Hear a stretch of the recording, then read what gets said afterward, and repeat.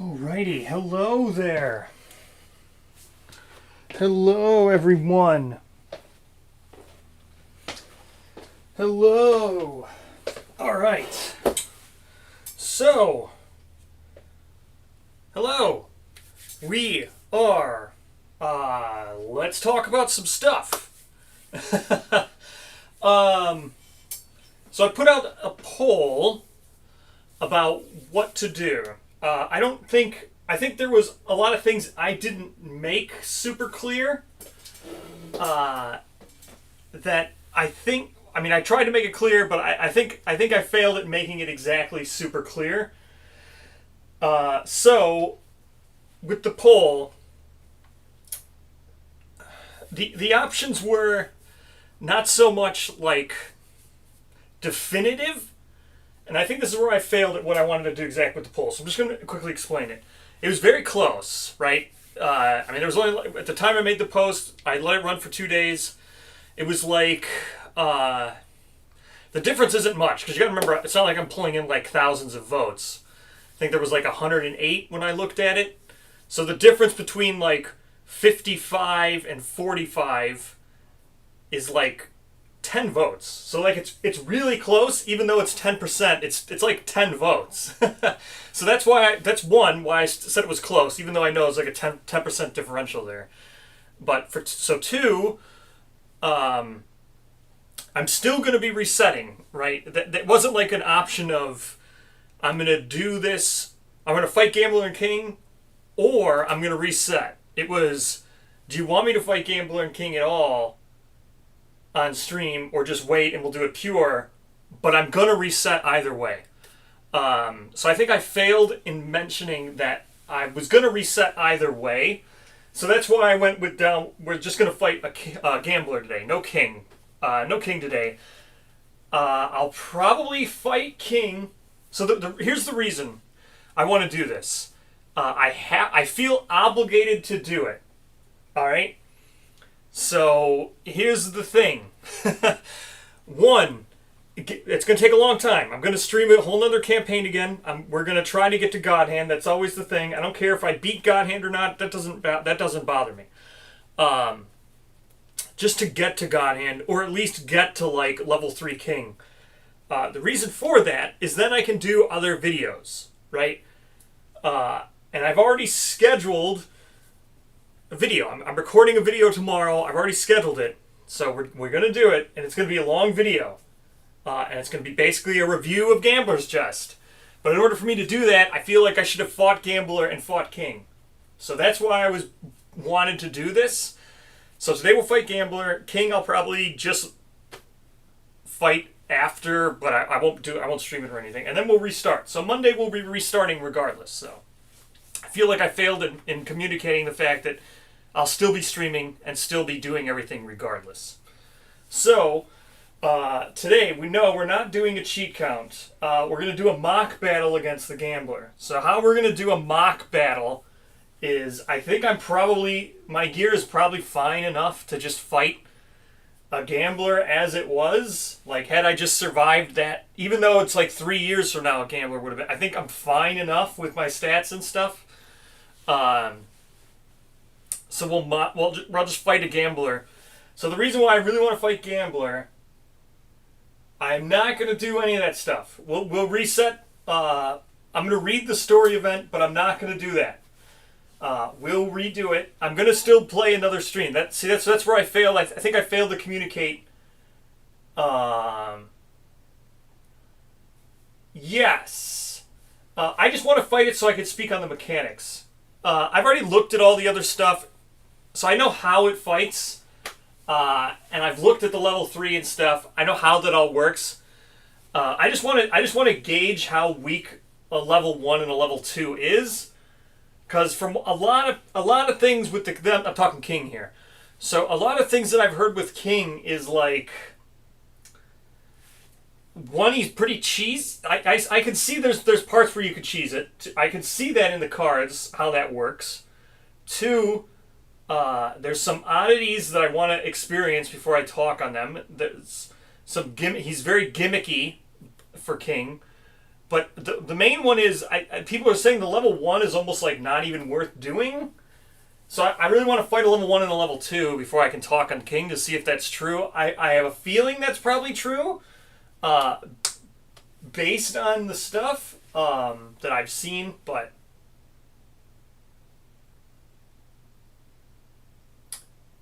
yeah. So anyway, when I'm recording tomorrow, I'm recording a very long video. I'm probably recording 3 videos tomorrow. One, a spoiler-free discussion of Gambler's Chest, then a spoiler discussion of Gambler's Chest, and then another spoiler discussion of Gambler's Chest that focuses on different. Yeah, that's what I've heard. So that's why I want to fight the level 1 and see what's up and see why it's even a thing. But I'm not going to do that on stream. I'm just going to sit down and do that. But I want to do that before I start talking. I don't think, like I said, I don't think God Hand is a part of the discussion, and I already know how God Hand works, and so I don't think I need to really fight God Hand to get examples. The other thing is, I know the people who I'm recording with, and I know how it is they played, and I know how the meta is trending. So the other thing is, it's probably the fact that I'm not doing those things is also valuable information.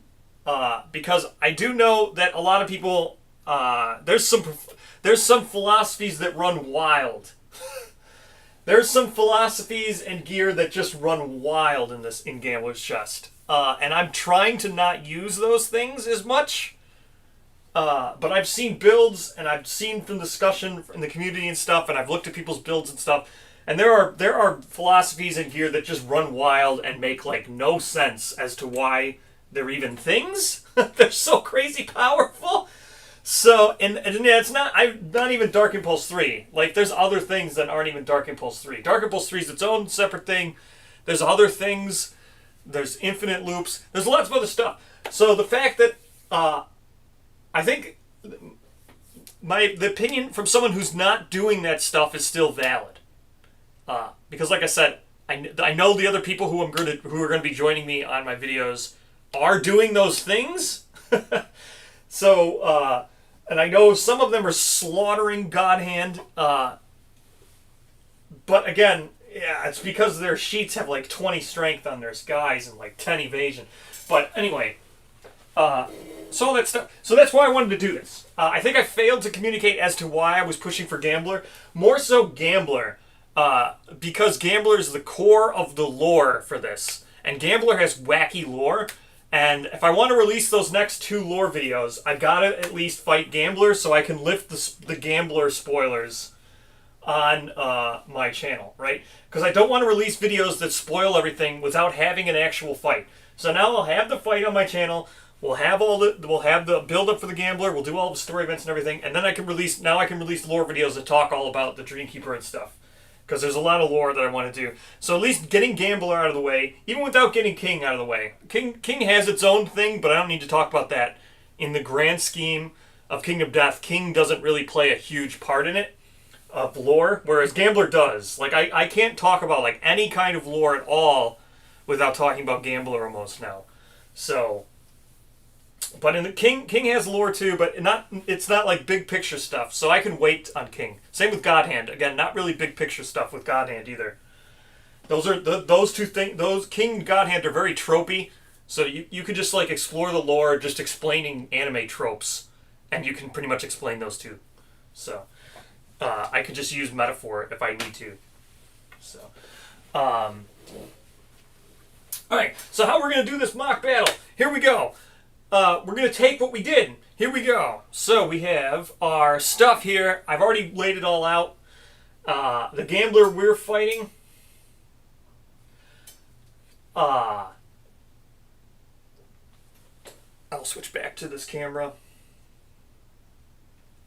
So you can see the Gambler we're fighting is... He doesn't have his ball on him. Right? So we're just fighting Shruggy Gambler. Because he's doing good old shruggy, shrug emotion. As to why we're even fighting him, he's correct. We shouldn't be fighting him at this time, so we're fighting Shrug Gambler, who has no idea what's going on. So here we go.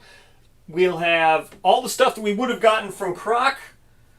Yeah, I've read Lantern Festival. I've also read the Awaited or whatever. I've read those things. I think there's stuff to be talked about there. Most of that stuff is fine. So, how we're gonna do this mock battle? Now, I know there's two things I need to get before getting to Gambler to do the fight, so we're gonna have to mock through those things. How we're gonna do that is we're just gonna say we're gonna play this out like we had won, right? We'll just say I rolled crappy on the Scout Discovery, so I'm not gonna take the axe that I would have gotten. We're not gonna do that. We're just gonna say I rolled crappy. Everything played out exactly the same. We're just gonna say that what happened is how we're gonna handle this is we're gonna kill the people who died. Not the scout, so we're still going to have Jiminy. We're still going to have our scout. And we're going to keep the two people who died because I just rolled so unbelievably poorly. I went back and watched it, and oh my gosh, did I roll poorly? Like, unbelievably. So, Gertrude and Finn were the last ones alive. I could have attacked with the Masamune, Miramasa, but if I would have attacked with Miramasa, just let him die. Had I known, like, the circumstances, I would have just attacked with Miramasa and then saved Gertrude. Had I known that you could die from a Scout Discovery, I would have done that, but gotcha! You could die from a Scout Discovery, so that sucks. But had I known that death was a thing during a Scout Discovery, I wouldn't have just been so coy to let the Scout just die, or let everyone die and the Scout live by himself. I wouldn't have played like that. So I would have just put attack with the Masamune or Miramasa, and I could have killed the Croc because it had one health left, and I didn't. So I played coy, and what ended up happening was I drew the trap, dooming someone. Gaining terrified, and then since it was at one health, they both died to basic action because they were both terrified. So we're just going to take back those two. We're going to take back Jiminy, Finn, and Gertrude. Because Finn, again, I could have attacked with Muramasa had I known I could have died from the Scout Discovery, and then Gertrude would have never gotten basic action when she was terrified from the trap. So that wouldn't have happened. So those two, we'll just say those two live. That means we did lose, and I'm not going to take the Hostox, the Gloaming, or whatever it is. So we'll just say Hella's dead and Nasumo's dead. We'll just say those two died. We'll suffer those two deaths. We'll take out two different survivors for those two. It's not that big of a deal. So Hella, sucks, kinda. She was one of the fingernail door people. She was two away from being a Whipmaster. Not like Whipmaster's great, but whatever. So we'll say Hella died, and we'll say Nasumo died, which also sucks, because Nasumo was our, whatchamacallit? The Discourse Savant, who could have just selected what they wanted from from Opportunist, which would have been great to select what we would have wanted from Opportunist, or Optimism. But, whatever. So they're dead. Kind of sucks to lose them. But Hostox the Gloaming? Sure. I can grab a Hostox the Gloaming. Let me see if I can remember what it does off the top of my head. I think it's an axe. It removes a bleed token when you wound. And I think you get +2 strength. I think it's +2 strength per bleeding token, and when you wound, you remove a bleeding token. I think that's what Hostox does. Let me look. I'll grab it.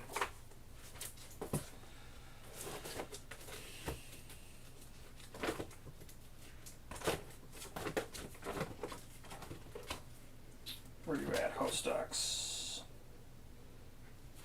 No, I was wrong. That's not what Hostox does. That's what the other pattern gear does.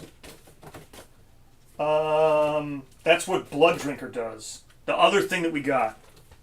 So where is host docs?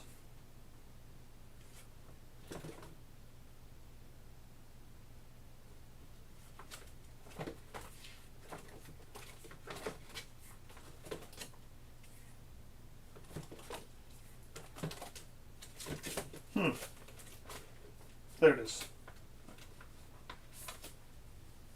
Oh yeah. Yeah. So the thing I said that I was close on, that's the other one. Yeah, that was the other one, because I looked at this. So the thing I just described is Blood Drinker. Which we probably won't make, but here's Hostox the Gloaming. So, yeah, you can deflect 2 with it, and at the end of the round, if you have not wounded the monster, it drains your blood, gain 5 bleeding tokens, and suffer bash. So, pretty much if you don't wound with it, you're dead. But the other axe I just described is the pattern that you got from Vampire Fang, which is also not super great. We're probably not going to make that either. We might make it, depending on what happens here. We shall look at it.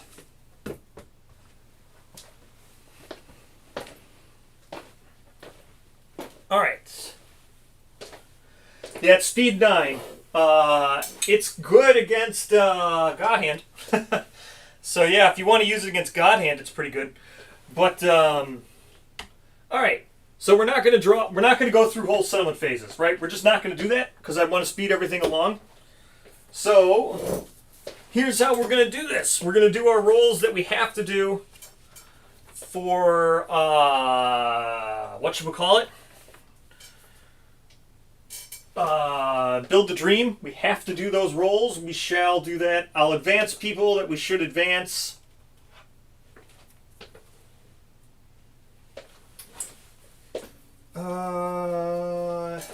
Yes. Could get the Secret Fighting Art. It's pretty good. Where is Build the Dream?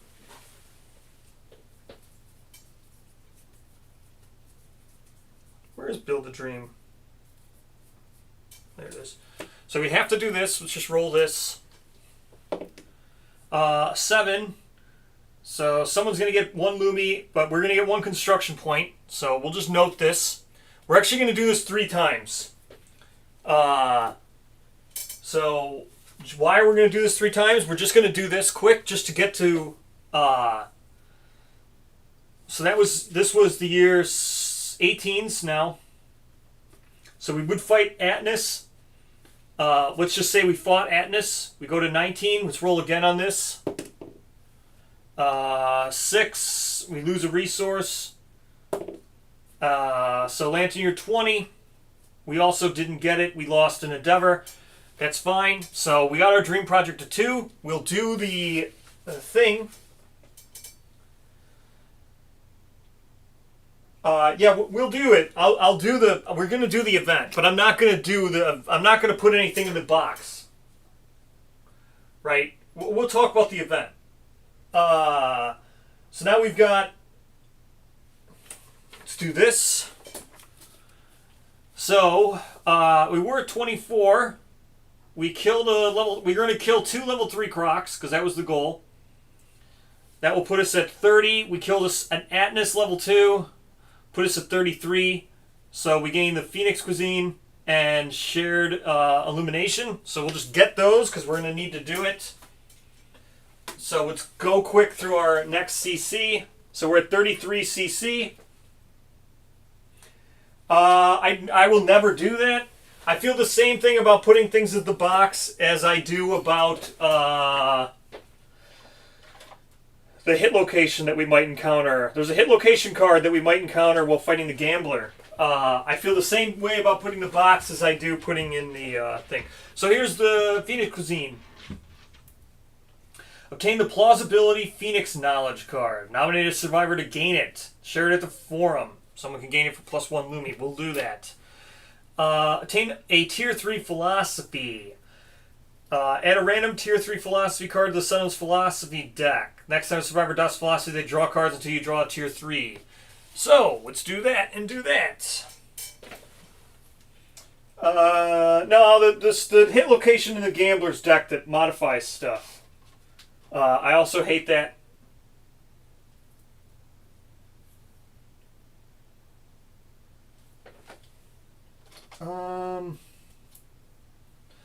Okay, there's that and that.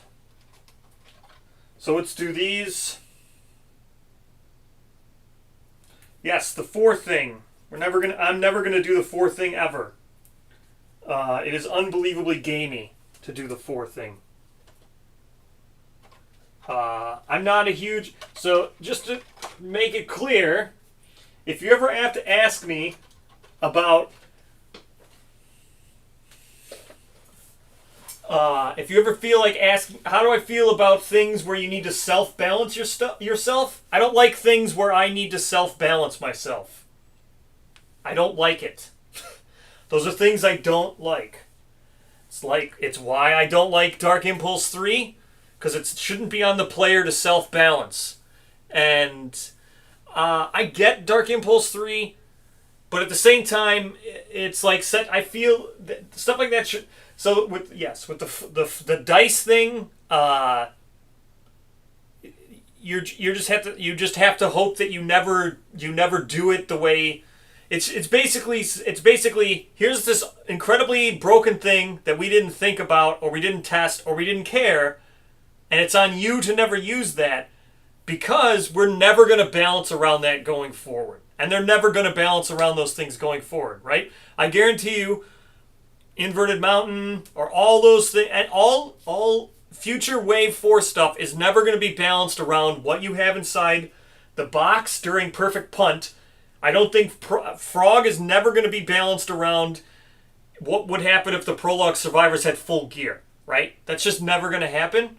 Same thing with, you're never going to balance around what would it be like if the monster just loses 10% permanent accuracy forever going forward forever. It's never going to be balanced around, and they're never going to account for it, and they're just ignoring it, and they're hoping that you just also ignore it, or you can use it because it's fun. Like, I get you shouldn't tell people how to play the game their own way, right? But at the same time, I'm being told to play that way or don't, and it's my choice. So if any question that you'd ever direct to me is how do you feel about self-balancing yourself, I dislike it. I just dislike it.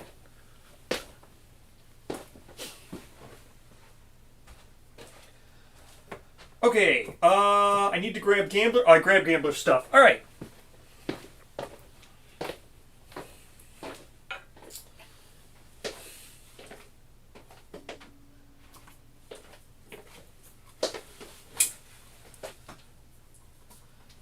Let's do...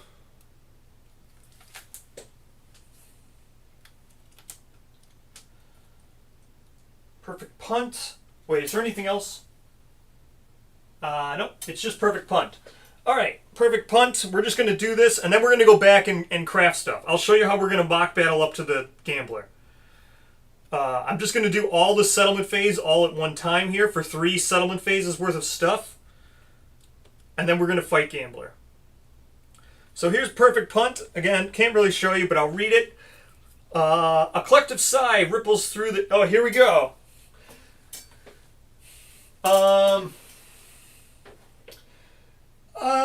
Okay, well that's different. I don't mind that. So what was just mentioned with legacy games. I don't mind when a legacy... I would never rip up a card. I don't disagree with ripping up cards. I think ripping up cards is fine. Because for the most part, Pandemic Legacy and stuff like that, I would rather replay the game, right? I would rather play I want to have the option to still play a game multiple times. But at the same time, I understand not everybody wants to replay it. So with those legacy games, ripping up a card is fine because usually the end product is improved. When you're done playing an entire legacy game, it's usually better. And I agree. When you play, like, I've played other board games that are legacy where the final version after you've legacied it all up is better. Like Risk Legacy, right?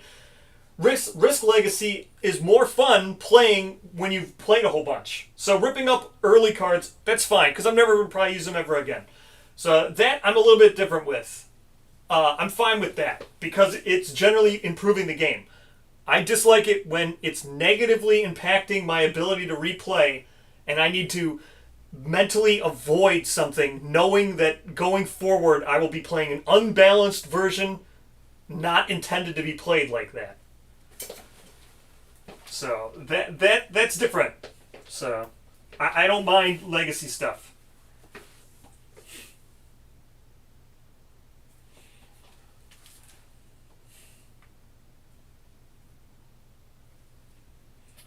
All right.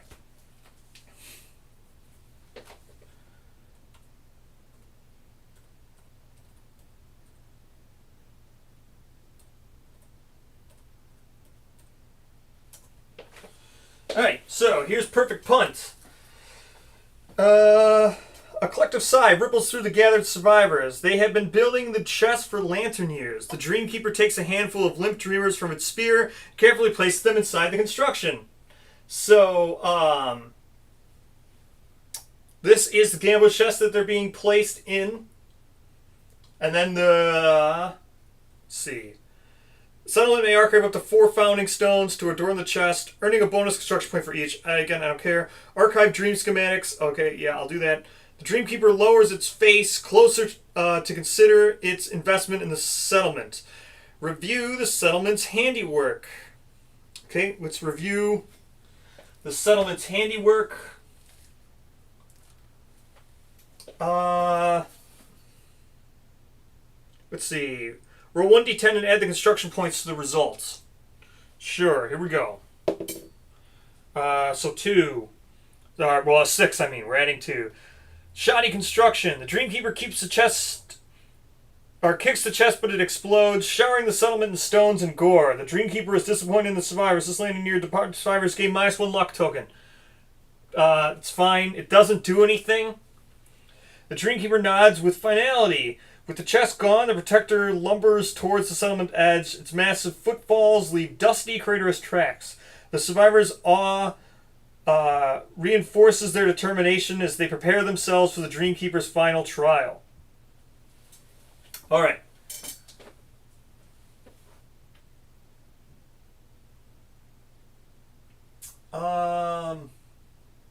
So, yes, we did not get the 15 plus result, but that's fine. All right. So the -1 luck token doesn't really do anything. The reason why I say the -1 luck token doesn't really do anything is because we have Song of the Brave. So, Song of the Brave is on arrival, you remove a token. So, just going to remove the -1 luck token. So, who cares? There we go.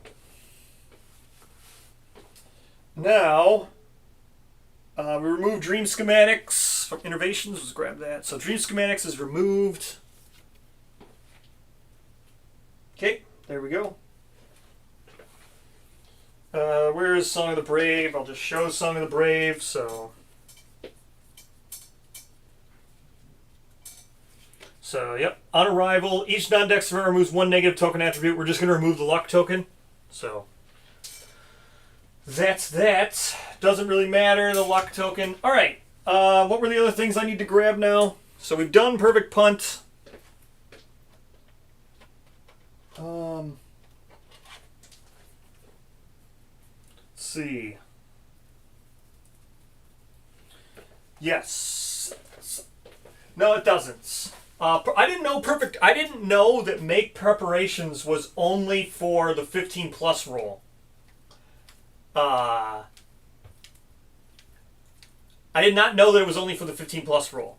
Judging that everybody is always talking about putting stuff inside their box, so I guess literally everybody's just rolling a nat 10 all the time on their Make Preparations. So, not surprising that everybody really rolls all the best things all the time. Whenever they are presented with the roll, everyone always seems to get the highest best thing. So, yeah, from the amount of community feedback that I've seen on Make Preparations, I was not aware that you needed to nat 10 that roll. All right. Let's, you could depart with Stone Architects. That's true.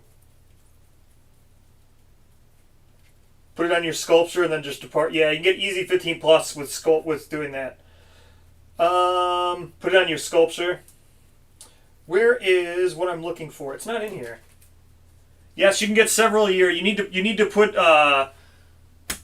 stone. You need to put stone architect on your sculpture, which is something I don't think anybody ever does. So I don't think that was ever a thing that people were doing. Judging that when I mentioned putting a crappy knowledge on your sculpture to get it out of the deck, and then yeah, everyone was surprised that I said you would do that to get a free knowledge. 7 ticks. Yeah, you can do that because you can get also. Let's see. So you'd need an 8 to get it with 7 ticks.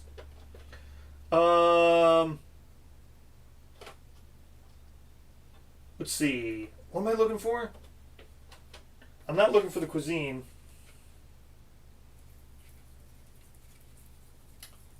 That's true. You could get it from intimacy, just passing it around. Oh, I'm not going to do tier 3 knowledges. Let's look at what plausibility does. Let's see. That's what I'm looking for. I need to see what plausibility does. Let me grab plausibility, because someone needs to gain plausibility. I wonder if I would give it to somebody. Is plausibility any good? I don't know. I doubt it. Doesn't seem like it's super good.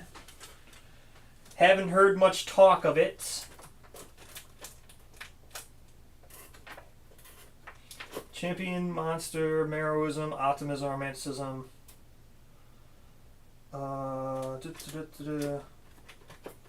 Plausibility, let's see.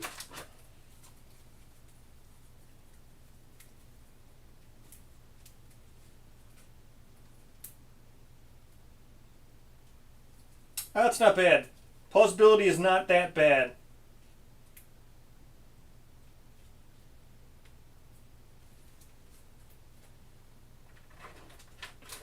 Plausibility is not bad. I'm not going to give it to anybody because we're not going to track that stuff, but maybe I'll give it to somebody just because I don't, since I'm not tracking this stuff anyway. It doesn't matter. So I'm not going to do plausibility on somebody. Not even going to write it down.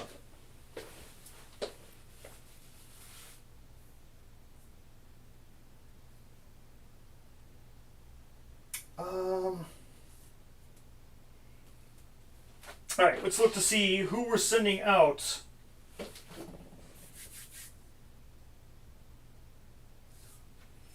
To gain a reroll token, you probably want to do... well, there's that ridiculous broken build that instantly kills people, right? So with plausibility, yeah, there's that build. Where is it? The build with the Gorm regeneration suit that lets you record severe injuries and stuff. So you could depart with no armor, take a bunch of damage, and then use the King's Sword. That if you have all your injuries filled up, then you could just kill the monster. So if you did something that caused, you just need to take 2 damage to put heavy injury everywhere, depart with no armor, depart with regeneration suit, use that one Meroism knowledge that triggers severe injuries that you can record, gain a bunch of reroll tokens, attack with the King's Sword that instantly kills the monster if you have all those things filled in. So, and you'd have a bunch of reroll tokens, so you could just keep rerolling until you wounded. So, yeah, you could do it. Well, I'm just saying, there's obviously better ways of doing it. I was just saying you could do. There's something you could do with it. I would probably never use plausibility. All right, so let's look at what we have here now. Yeah, Stone Skin's the Meroism thing. It's much better, but you could insta kill monsters on arrival, right? That's what that's trying to do. You need to crit, yeah, but if you're taking all those severe injuries and everything, you'd get a bunch of reroll tokens, and we all know how Fingernail Door 3 works. Not really that difficult to crit. It's like Giggling Scythe. That's why Giggling Scythe is really good. You just Fingernail Door 3 your way to like 7 or 8 luck. Use Giggling Scythe. Then you're just going to crit everything after that. That's why Giggling Scythe is so good, because of Fingernail Door 3. Fingernail Door 3 is just crazy. So, let's go with now building stuff and getting stuff done. So, had we won against the Croc, we would make a beacon shield, because we got 2 iron, 1 bone, 2 bone, 3 bone, 4 bone, and 3 hide would make a beacon shield. So there's beacon shield. Well, you high roller, you need to actually get attacked first. And then they need to roll a 10. So then we're going to make Lantern Greaves, iron, 5 hide. So we'll make ourselves some Lantern Greaves. Again, we're just spending all the stuff that we just got from that Croc. So we'll do that. Knowledges. We don't really need to look at knowledges because I'm not going to do any of that stuff. We could make the Blood Drinker, I guess. So let's make Lantern Greaves. Just go here. Do this. Beacon Shield on here. That's a lot of this. Let's go. So we've got our iron used up. What do we got? All this is monster resource. Okay. These are, what is this stuff? Another iron. A bunch of monster resource. Bunch of regular resource. Okay. What do we have? Let's see. This one. Blood Drinker. Let's gain Blood Drinker, and then we'll look to see if we want to make it. That was the other axe I was talking about. So we're going to gain the Blood Drinker pattern, and we'll look at this.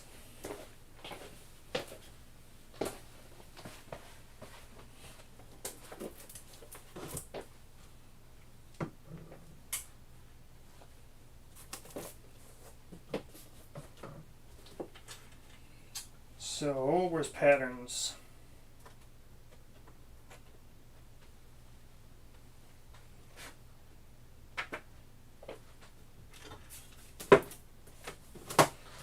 All right. Patterns. No.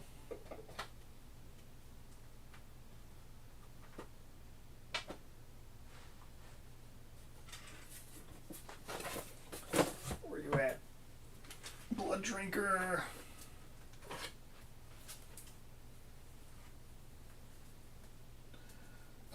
Two organ and a bone. Wow. It's like the cheapest thing ever. Why is this so easy to make? I guess because it's...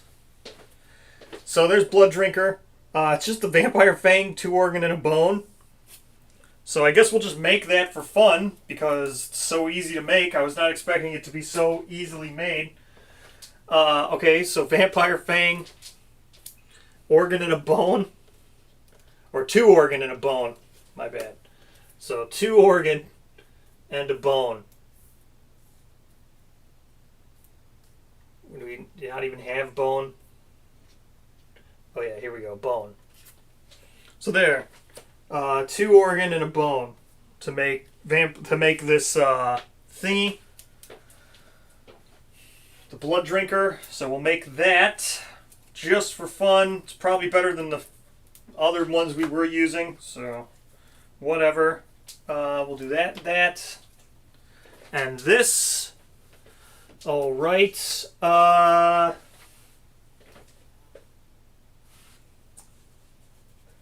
Secret Fighting Art is only good if I have something else to use it with. The Secret Fighting Art is like so mid if I don't have the correct weapon. I need the Dome Buster. So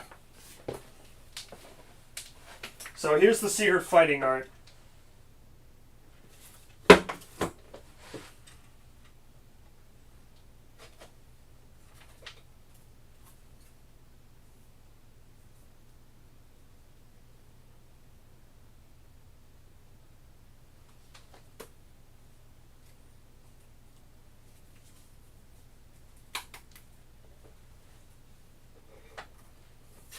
So, with the secret fighting art, it's good if I had something like Hostox, which... Oh, the Miramasa, no way. So this would be... Well, hold on. I can make that seed pattern, maybe. Let me see what the seed pattern is. I don't think I can actually make it, but hold on. If I can make the other katana, maybe. I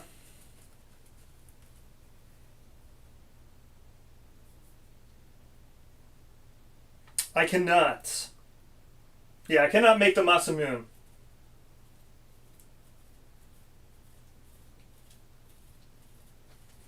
Now that's something that I also thought.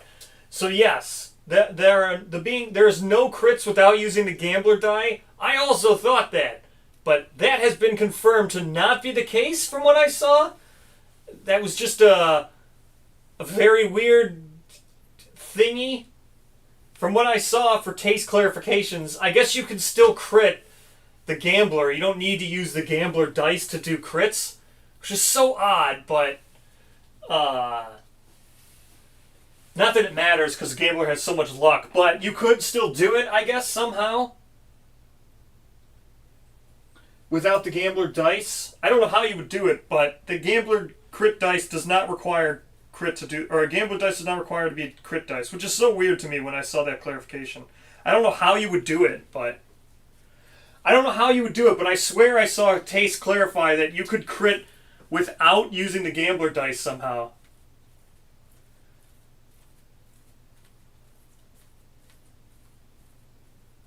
Well, it has 10,000 luck tokens. Yeah, I don't know how you would do it, but I thought that was what was clarified. I figured you could only crit with the gambler's dice because, yeah, it has 10,000 luck tokens. Oh no, you're right. Not the. Yeah, you could still crit, but you don't need the thing. That's what I thought. Yeah, you could still. There's still other ways. There's other methods of doing it, like a founding stone, I guess.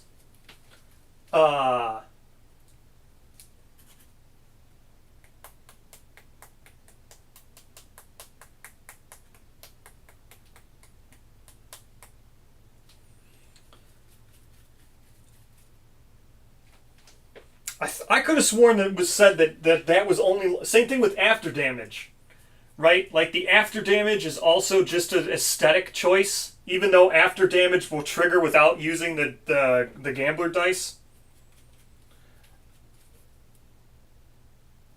Well, yeah, but I could have sworn that... No, see, so then it was after damage where that was said. I could have sworn I saw something where it was like, oh no, the gambler's face is just aesthetic. Maybe it was for after damage. Which makes no sense to me why you would do that for... Then what was he talking about where the gambler's face was purely aesthetic? Was it for after damage?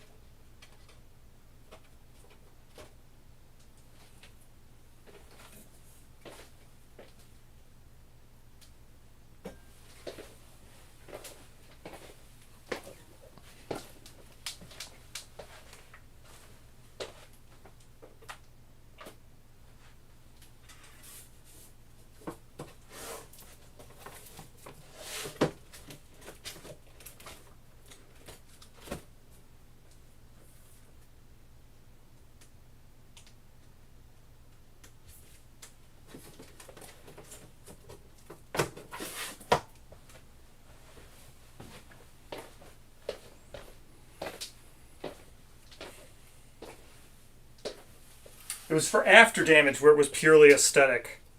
Yeah, I could have sworn I saw something where it said it was purely aesthetic.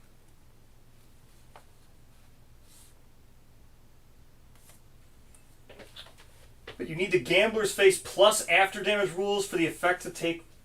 Really? Is that what was said? I thought it was said that after damage will still trigger even if even if the gambler's dice don't hit.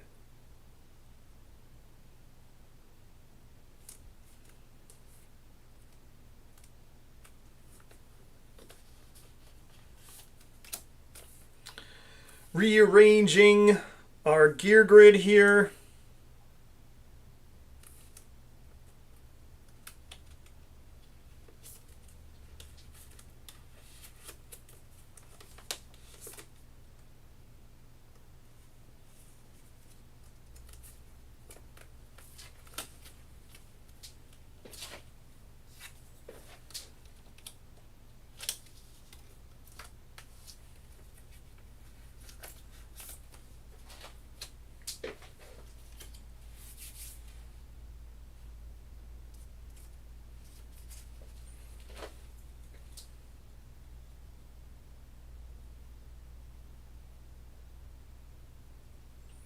Yeah, so after damage rules still apply, but the aesthetic on the cards is it shows the gambler face, right? Isn't that what it does? It shows gambler face.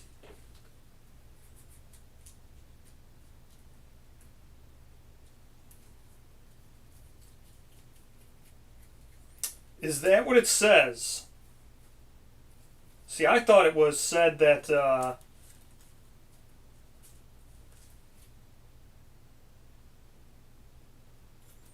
So if I thought if it ran out of gambler's dice, the after damage would still trigger.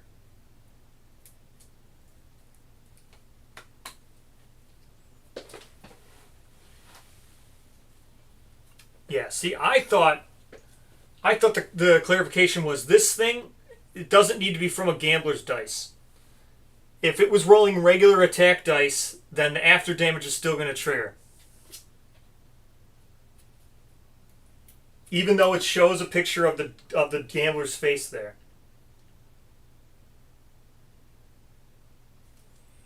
So even if the see, I thought it was even if it does after damage rules are still exactly the same as normal, even though it has this gambler face there. I thought that was what the question was.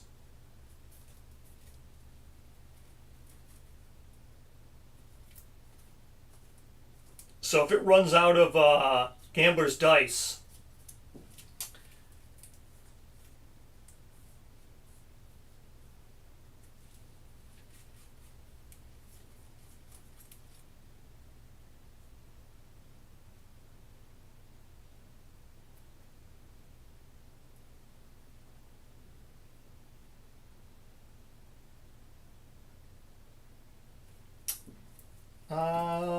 What attack needs to have the gambler's face on it? What are you talking about?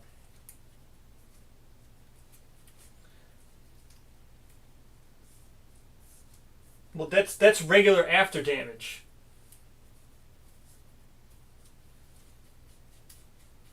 It's regular after damage rules.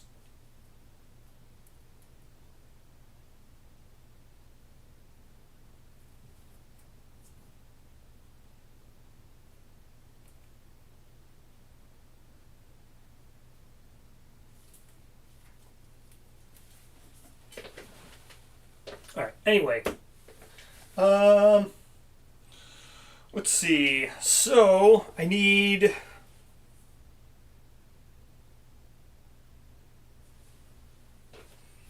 To pick 2 survivors to replace these other survivors. Let's see. So we have.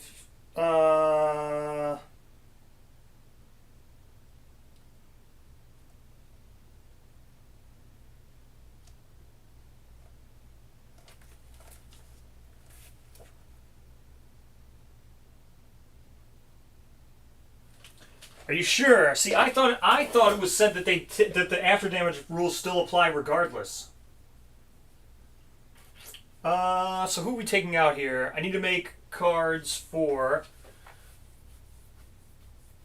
Are you sure that's what was said? I thought it was the opposite, where you'll even.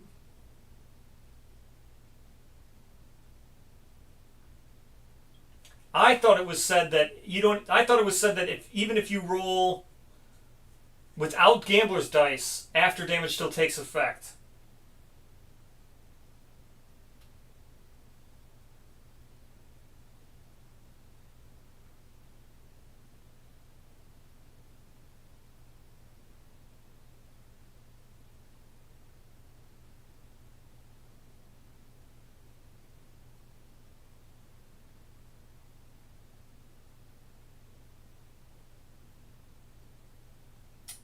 So looks like I need to make something for Joy Boy.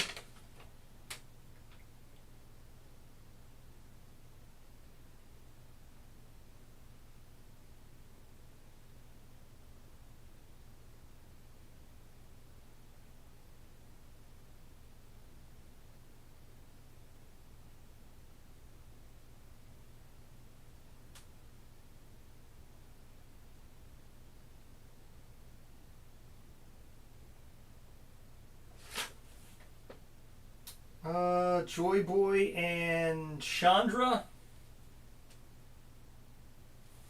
Joy Boy and Chandra, I guess. Here we go. We made cards for these guys. Those are dead. I don't think I've made cards for them yet, but let me just look.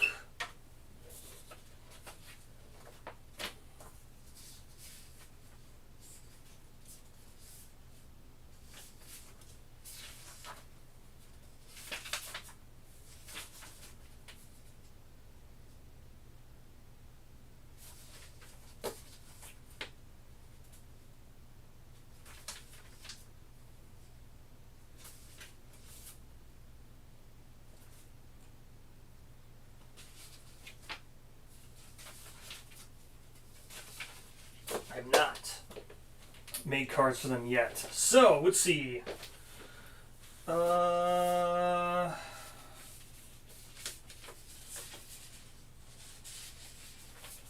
called Dead Survivors. So, we're going Joy Boy and Chandra.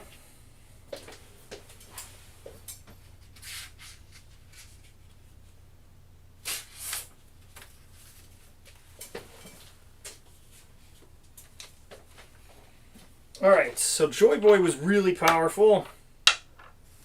Where's my pencil?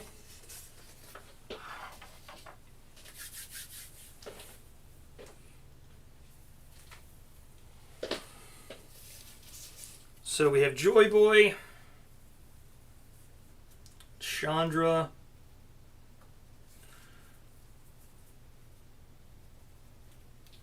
okay, what were their stats?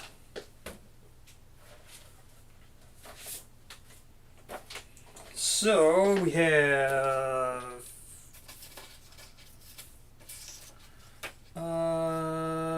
knowledges, High Roller and Desperate Strike.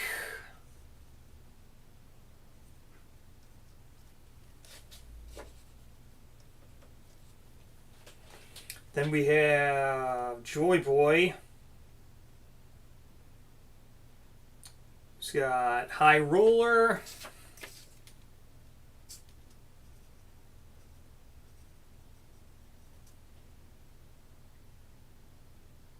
And Believe in Yourself.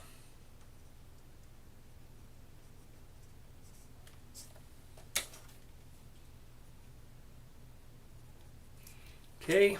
I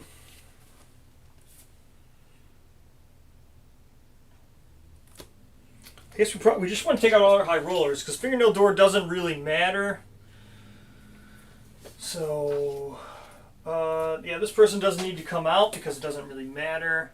So we're gonna have we're gonna have 4 high rollers. Looks good to me.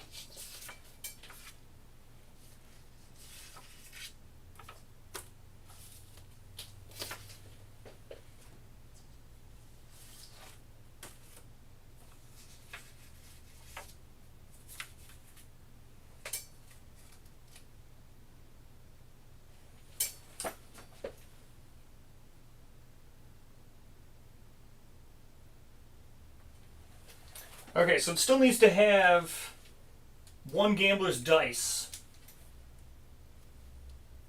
Alright, so that's fine.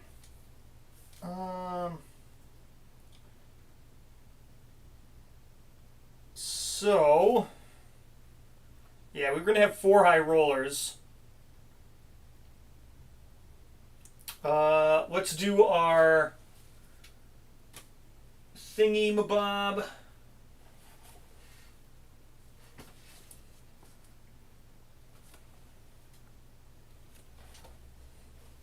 So it looks like we only need to do 1. Oh, we get to do 2 observations in our romanticism. Because we would have done 1.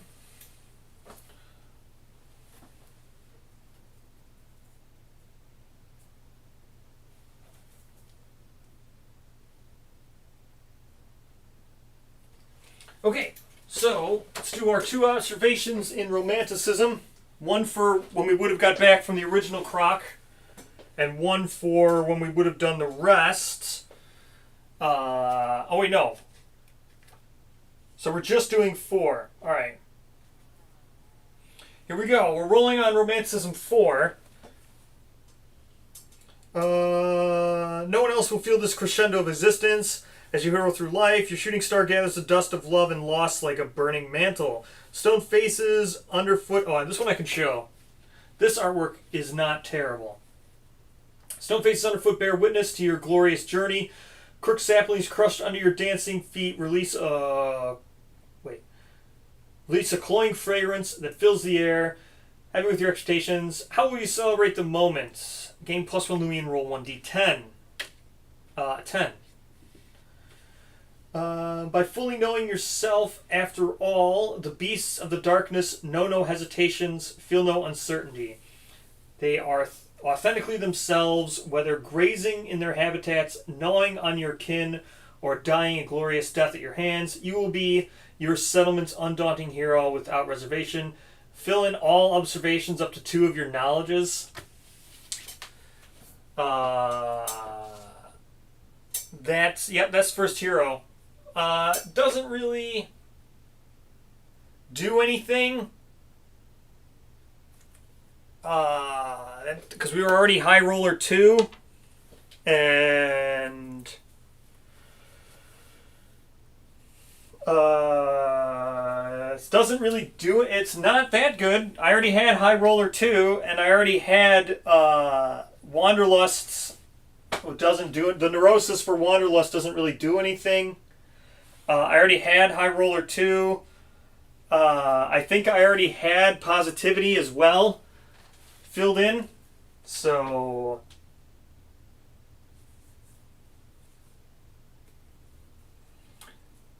do I have positivity? I do not. So we can gain positivity 2, I guess. So we'll gain positivity 2. It's not terrible, I guess. So positivity 2, let me go grab that. Other than that, that's not that good. I didn't think that's that good. Would have rather something else. Positivity 2.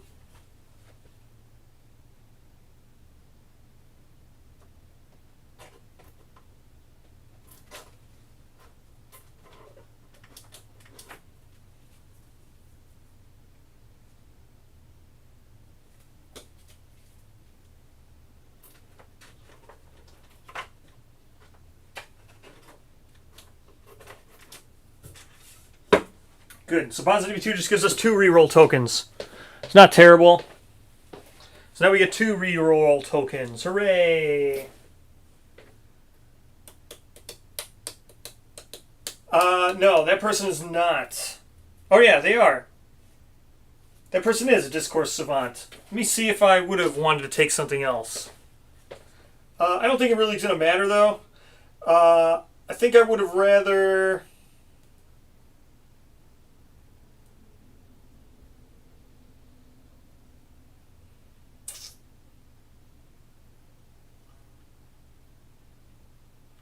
let me look up what this is. Otherwise, that's the best one. Surprisingly, that's the best one of all of them, because the other ones, depending on what this knowledge does, might not even worth be doing.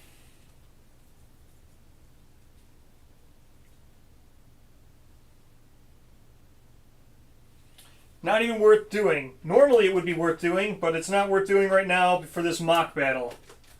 So, we will not be doing it. Okay.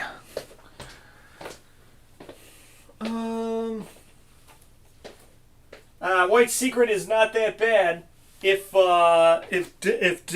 Shadow Caesar didn't exist.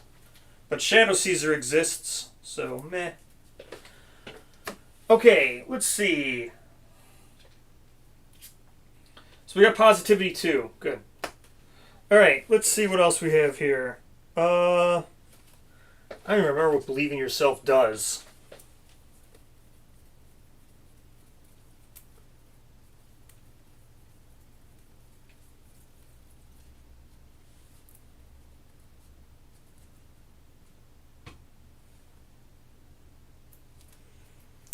Believe in yourself is awful. Okay. So I want to get rid of believe in yourself. So let's go ahead and roll in. Let's see what our four knowledges will be in the thingy-mabob here. So let's see what our four knowledges would be. Let's draw four knowledges off of here. 1, 2, 3, 4. I don't really want believe in yourself, so might as well just take positivity. Whatever. We'll just pay for positivity. It would have been positivity 2 in the forum because I just leveled it up. So positivity would have been there. It would have only cost 1 Lumi, so we'll gain positivity 1. It will be positivity 2 because that's what's in the deck now. I guess it would get replaced. So I guess if you level up a knowledge at the forum, it still replaces it. So we'll just go with that route. I'll probably maybe do Desperate Strike. And no, positivity's fine. I'll have to spend 3 Lumi to get positivity. So we'll spend 3 Lumi to get positivity 2 on that person because it's much better than the other garbage. Joy Boy has 4 Lumi, so he'll spend pretty much all of his Lumi to get rid of believe in yourself. Positivity 2.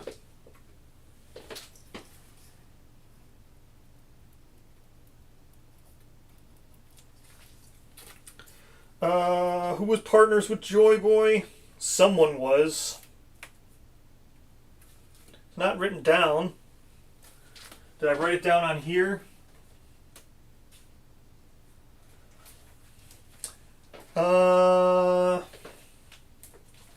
Okay, yeah, he was partners with someone. So, hold on. I gotta see what happens when your partner dies. I forget exactly what happens. They gain a disorder or something. Where's my innovations? Innovations, right? They gain a disorder. When partner dies.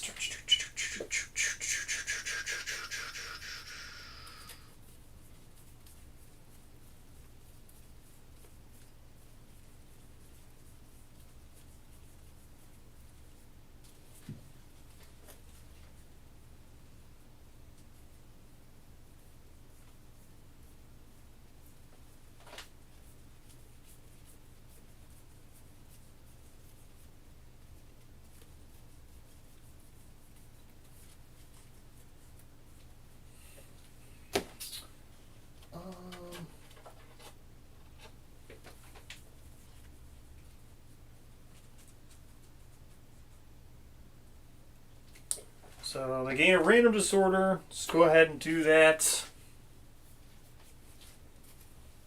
We're going to make them partners with someone else.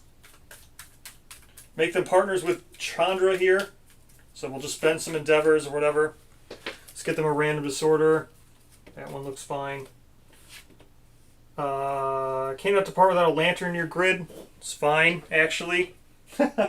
Doesn't make a difference because he's got the blood compass. So good enough. Alright. So, photophilia. Or photophobia. There we go. We need a...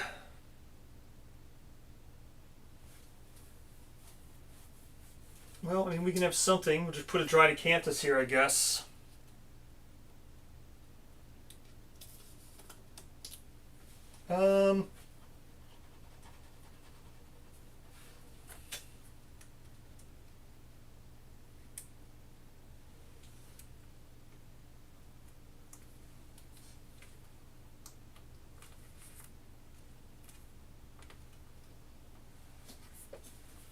Okay, well, now let's see. Now we do...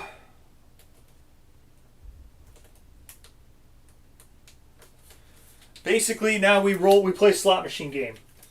So, here's what we're going to do. We're going to play slot machine game here, because as I said, no, I'm starting back at square one. I will do that. I'm just doing a mock battle because I need to fight the gambler so I can talk about the gambler, but I need to fight him. So here's where we're just going to do some crazy luck here. So, like I said, the mock battle is I would have fought another Croc 3. So, we're just going to test out my luck and see if I would have drawn the same exact resource here. Chances are I'll draw the two that I don't need, which would be the Blood Catar one or the Vampiric one. If I draw the Vampiric one again, I'll just get the Secret Fighting Art, I guess. But other than that, we just hope we don't draw the same one. So let's see how bad my luck is. 3 in 5 chance is what, like a 60% chance? So here we go. We want this one. Good. We got Dome Buster. Alright. So the Croc I would have defeated before fighting thing would give me Dome Buster.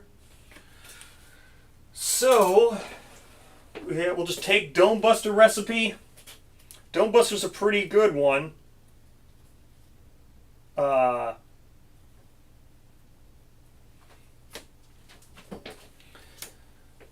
So let's see. Let's record all this garbage. Get this all. Yeah, I'll show what it does here in a second. But I got to record all this garbage and get all this garbage out of here. Okay. Pretty much that's it. Now I can put away the knowledge deck. Pretty much done. We're just speeding through this stuff. Let's grab to make note of all this stuff real quick here. Romanticism, we're done with you.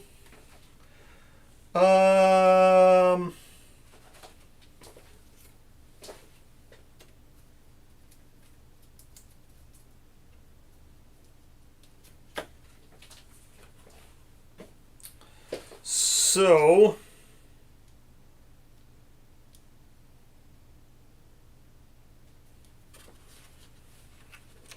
man, that's a lot of stuff to write down. All right, let's just write this down quick. So 2 more Broken Lanterns. So 2 Broken Lanterns. We have an Iron. 2 Broken Lanterns. Iron. Hissing Cockroach, I just don't care about. Or actually, someone would have to eat this. Because the second you get back in the settlement and then it goes into storage, then, like, if you're someone would go and consume it. So we'll just have Finn do that, I guess. I don't know. Someone's insane. They're going to gain 2d10 insanity because as soon as you get back... Oh my gosh. Okay, so 20 insanity. So Finn's just going to be ridiculously insane. So they're 28 insanity. Okay. That's the end of Hissing Cockroach. White Charcoal, I guess.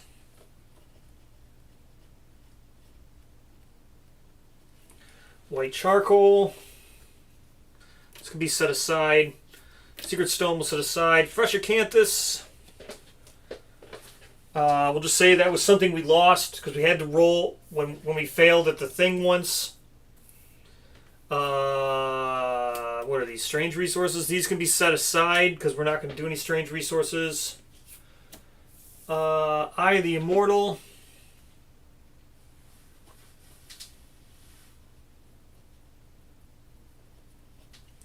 So, Eye of Immortal.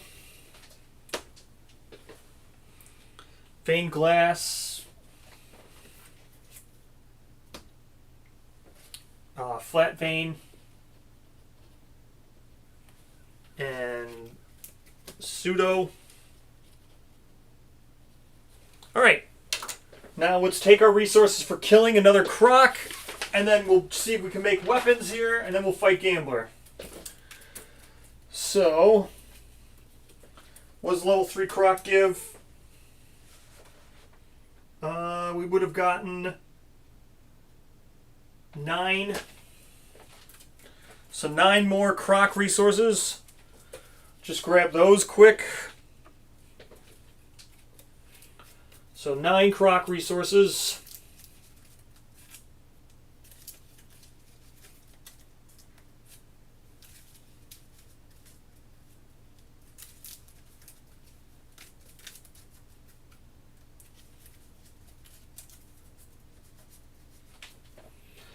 So, 1, 2, 3, 4, 5, 6, 7, 8, 9.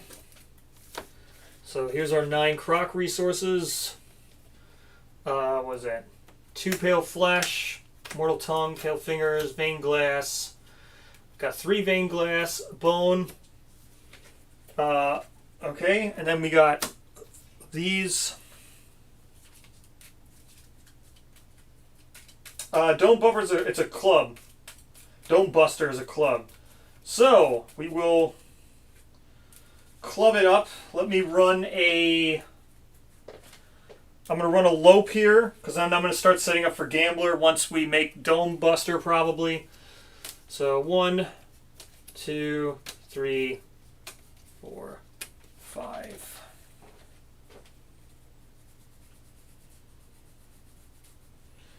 Okay.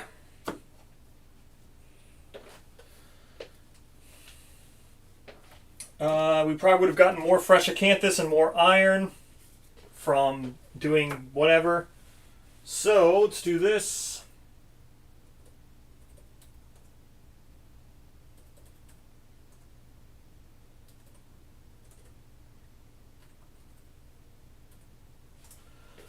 All right.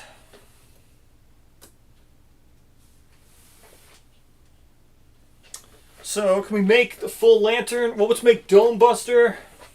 Let's go do that. A Dome Buster, then we'll fight Gambler here. Dome Buster, Dome Buster.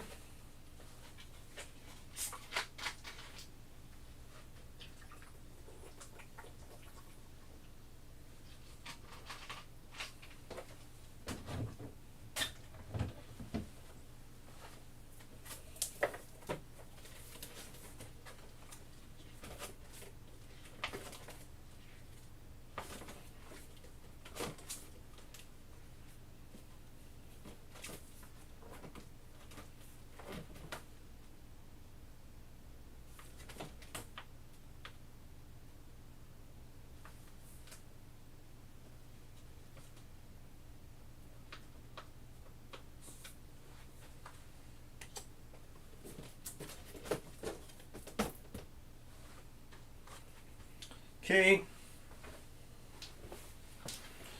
Here is Dome Buster.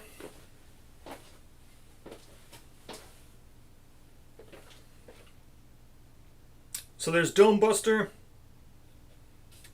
Let's go with the pattern to make that. Where's the pattern? Oops, I forgot to grab the pattern. So we'll make Dome Buster.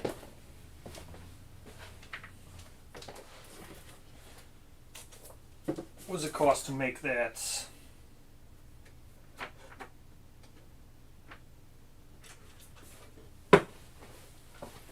Right, so the pattern.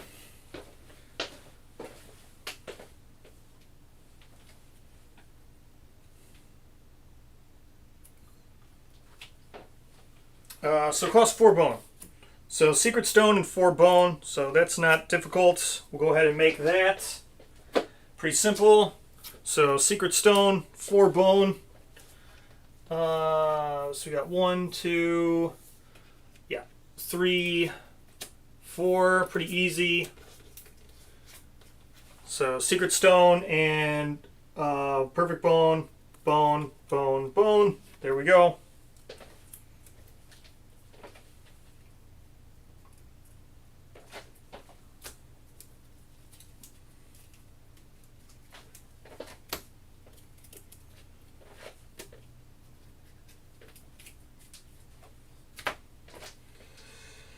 What do we have left for lantern armor? Lantern mail requires iron and 4 organ. That's pretty simple. So 1, 2, 3, 4, 5. There we go. Easy enough.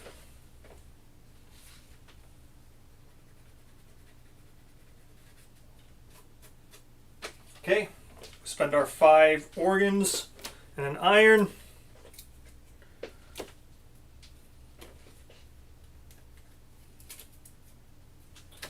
There we go.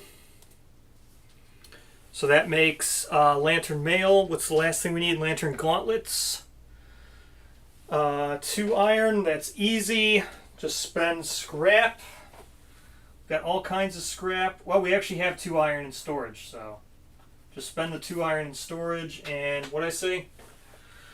Leather gaunt. 2 iron and 6 leather. Okay, so that's simple. That's this. And a crab spider. So 1, 2, 3, 4, 5, and a crab spider would be 6 leather to make leather gauntlet or lantern gauntlets. Okay, so that means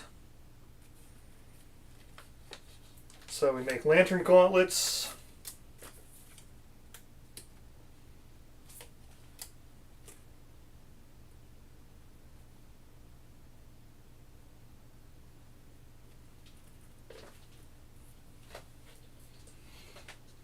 So we do Dome Buster.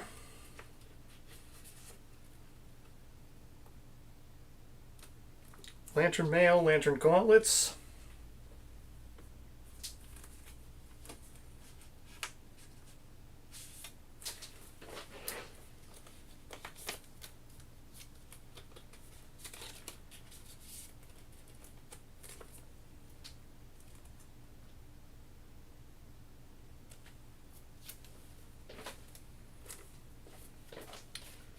Okay, where's our lantern? Lantern Mail, Lantern Gauntlets.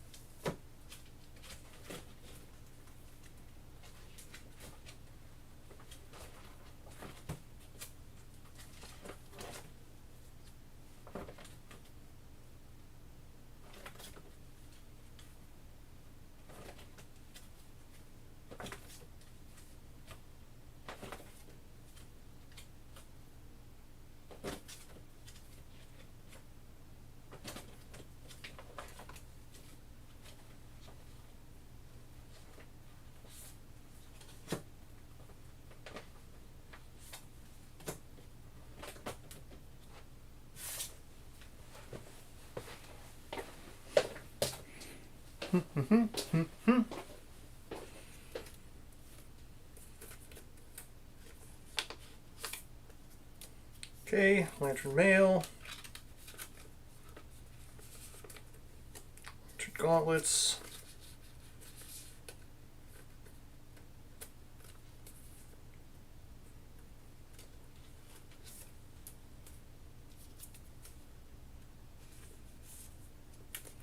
Okie dokie. Lantern Mail, Lantern Gauntlets. What else is left?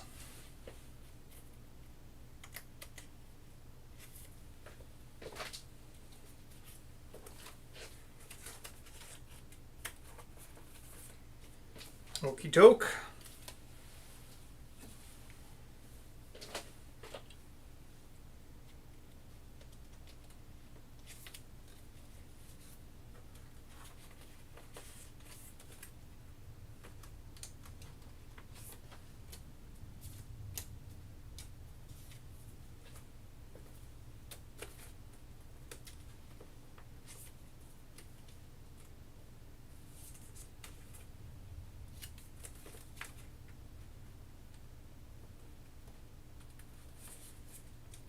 Okay.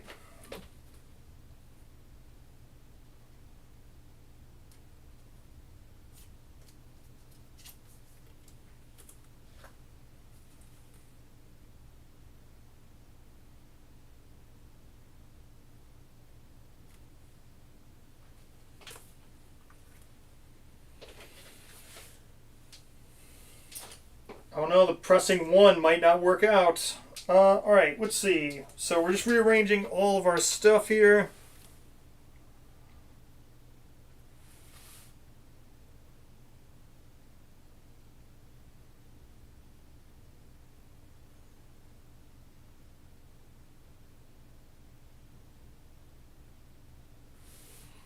Okie dokie, okie dokie.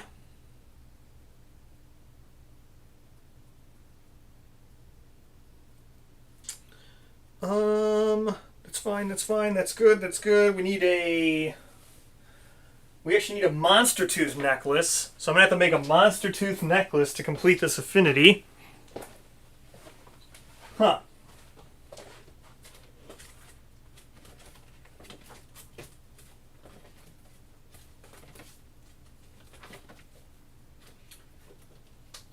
No, wait, no. Not a monster tooth necklace. Ooh, what am I going to do to complete this affinity?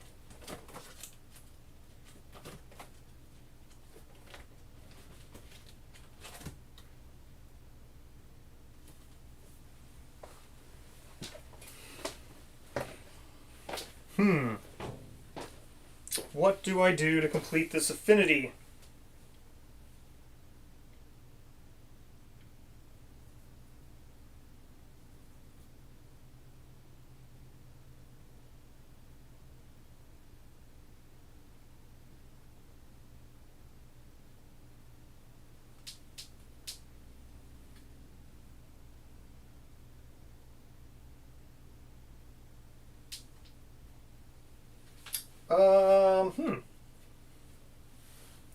I'm gonna have to make Croc slippers. Croc slippers, really? Or Crimson Guard. Probably gonna have to make Croc slippers, it looks like.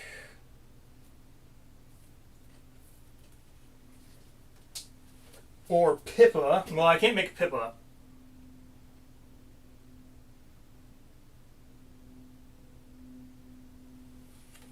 It's looking like Croc slippers. Am I going to have to make Croc slippers? Yep. Alright, so I'm going to have to make a thing of Croc slippers. How do I make Croc slippers?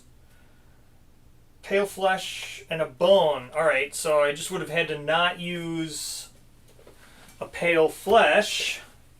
I would have had to use just a monster hide instead when I made one of those pieces of leather. So let's make another Croc slippers so I can finish up this.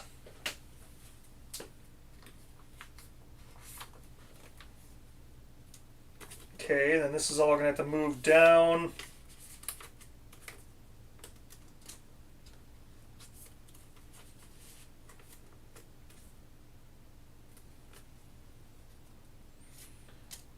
All right. Now we do Croc slippers.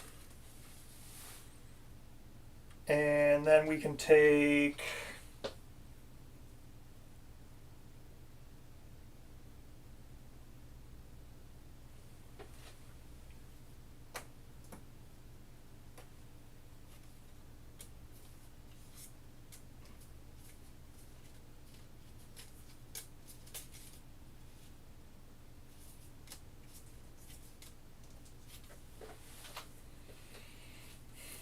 okay, gonna have to do this to this. Gonna have to move that to here.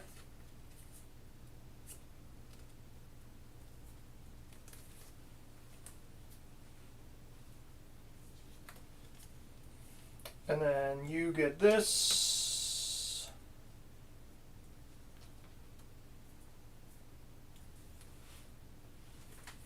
Right, is that all correct? No, you get this.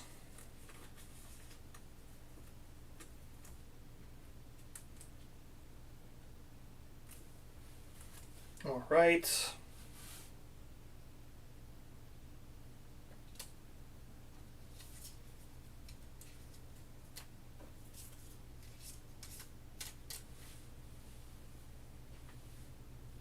All right, yep, and then Croc slippers will do the trick. And we have all new gear grids. So, Croc slippers, that's a funny one. I could have made... Nah, Croc slippers is fine. Let's just make Croc slippers. And then we shall fight...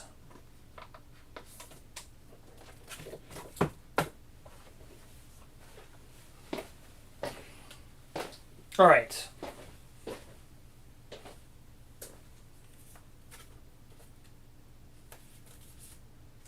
there we go, there we go.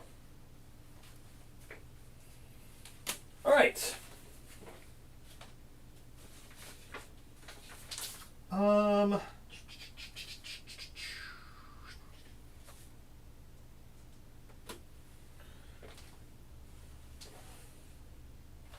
right, so we have... yeah, you guys are pretty much done. I can see that. Then we'll start the gambler fight. Put away all this other stuff. Charcoal, we want that. Lantern, vein glass, doesn't matter. Didn't get enough vein glass to make the scythe. We were, what, 4 away from the scythe?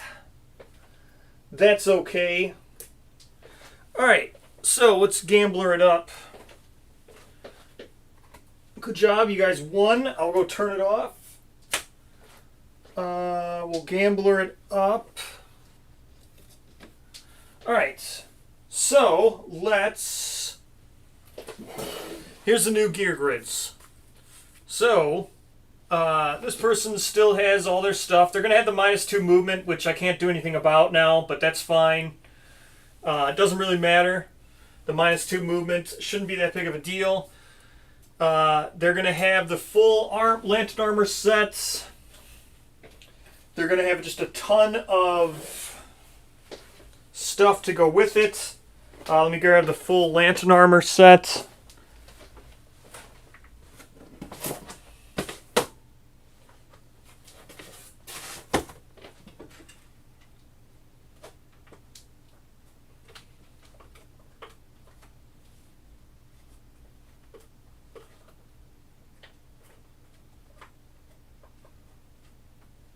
Okay. So, let's go. Full lantern armor sets. So, on arrival, they're going to gain up to survival limit. All clubs in your gear grid gain sharp. So, Dome Buster here is going to be sharp. So, even though it's 1 speed, doesn't really matter. We just want to try to hit the surpass. So, this will be 12 strength with sharp on someone who has 3 strength. Anyway, yeah, it's going to go, so the person has 3 strength that it's going on. They're going to have all this stuff for all this armor things. They're going to have +2 accuracy with it, so it's going to hit like on a 3+. Doesn't matter. Most of this doesn't really matter. We're not going to be able to hit this, but that doesn't matter. We're going to have the Armor Smith Tongs, which is going to give us an extra, what, 3? It's going to be the same as if we had done this, but the difference will be we're going to do this right away multiple times with the Armor Smith Tongs to reduce the damage down to like nothing, to 1, to a minimum of 1. So we'll probably just surge and dash right away to do that. First turn, to do it twice, to lower all damage by 2. And then we will tank with this person pretty much. Next, we have Blood Drinker with the Imitation Butcher Max active. So, probably give them bandages. That's what I probably should do. But we'll just hope that we're going to remove bleeding tokens with the Blood Drinker.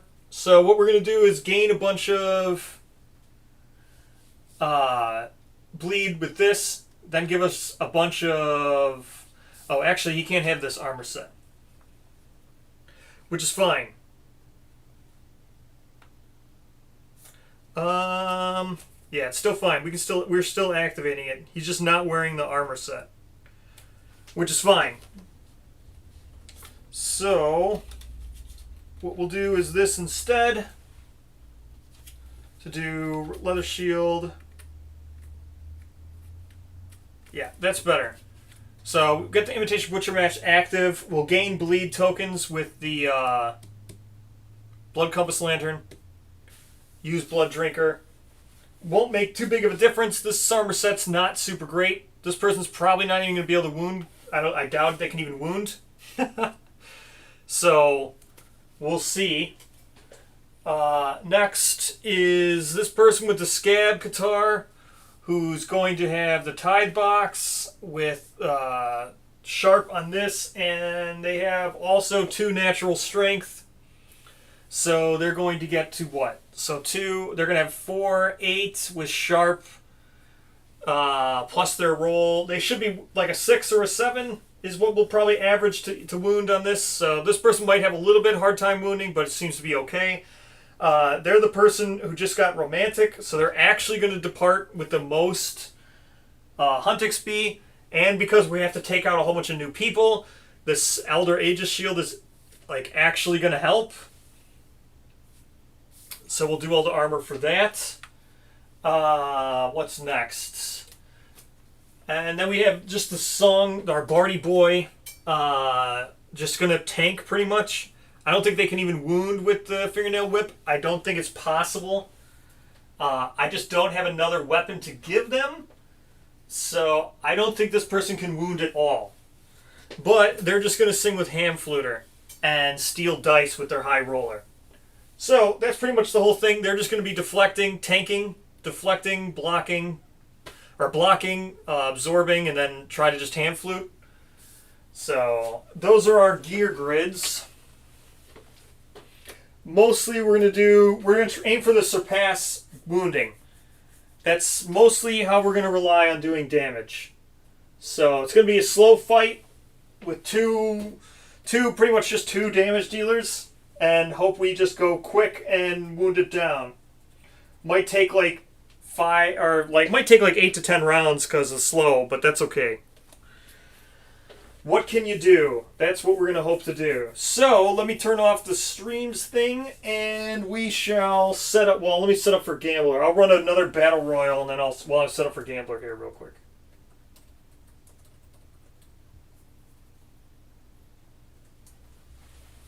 All right. So let's look at Gambler's setup.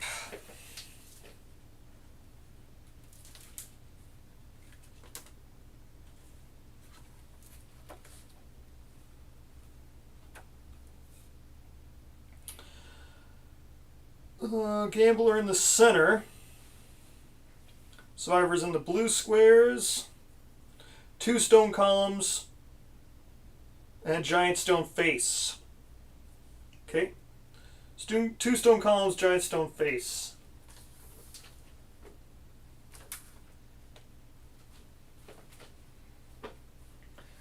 Alright, so stone columns. Let's get all those. Got those all right here. Where do they go?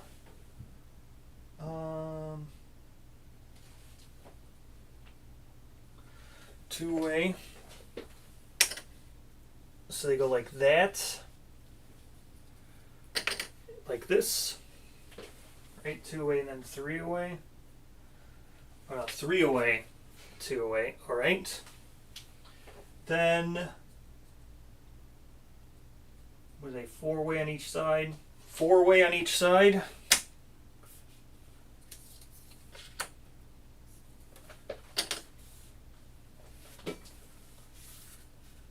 Okay.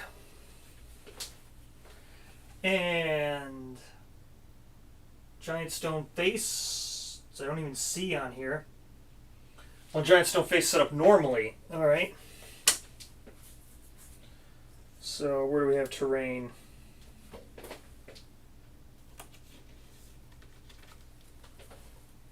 All right, we have columns.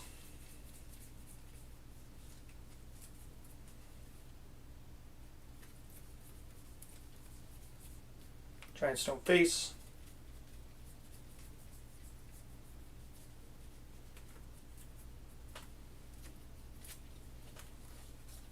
Columns. All right, so that's that. Set up normally, set up 5 spaces away from all board edges. Okay, probably right about there, I think. There. Okay, now we go first.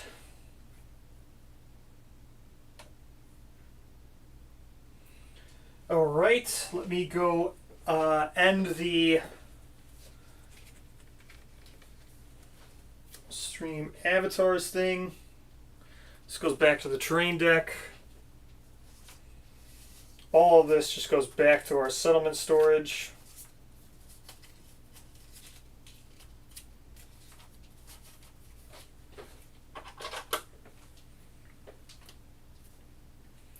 Let's clean up all this. We don't need hit locations from the croc. Don't need that, don't need that. Don't need any of this. Don't need any of this, any of this, any of this, any of this stuff.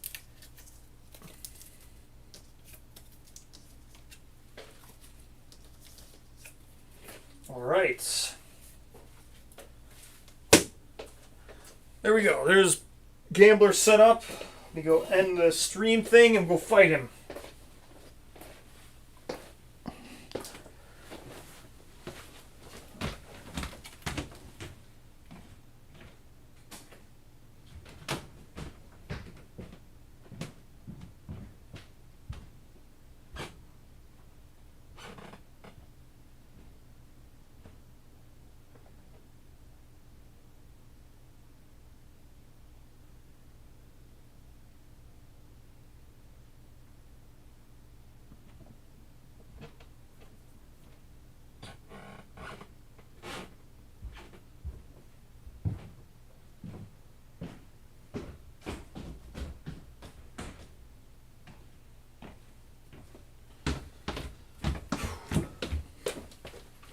All right.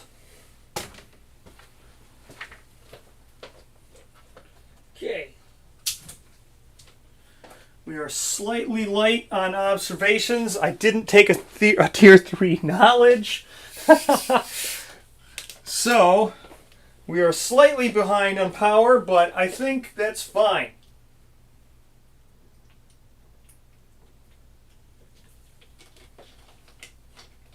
All right, here we go.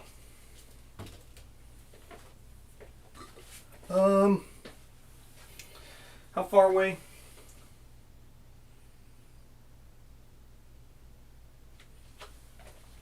1, 2, 3, 5. Okay. Scouty boy.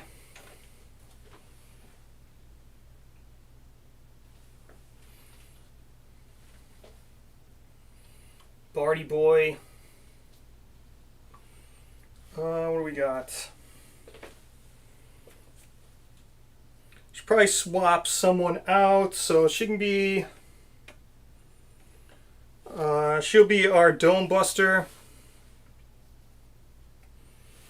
Swap her out for someone else. This makes more sense. She can be the blood drinker. So there we go. There we go. Is that everything? Guitar. Yep. Barty boy. All right. We're all good. Set this up. We got Gambler now. Let's go over all the Gambler stuff. So Gambler's got 9 basic, 9 advanced, 3 legendary. So let's go ahead and set all that up. We'll go through all of his traits.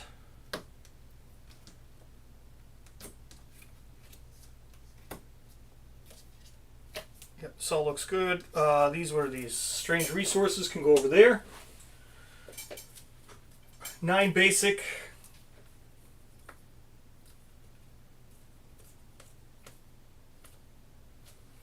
Okay, set aside all these things. So he's got. Okay, so he's only got 3 legendary cards.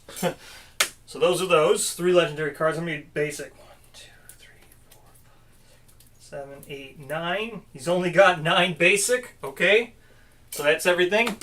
How many? Does he only have 9 advanced? 1, 2, 3, 4, 5, 6, 7, 8, 9. Okay, he's got 10 advanced cards. So we're gonna shuffle these together and take 1 out.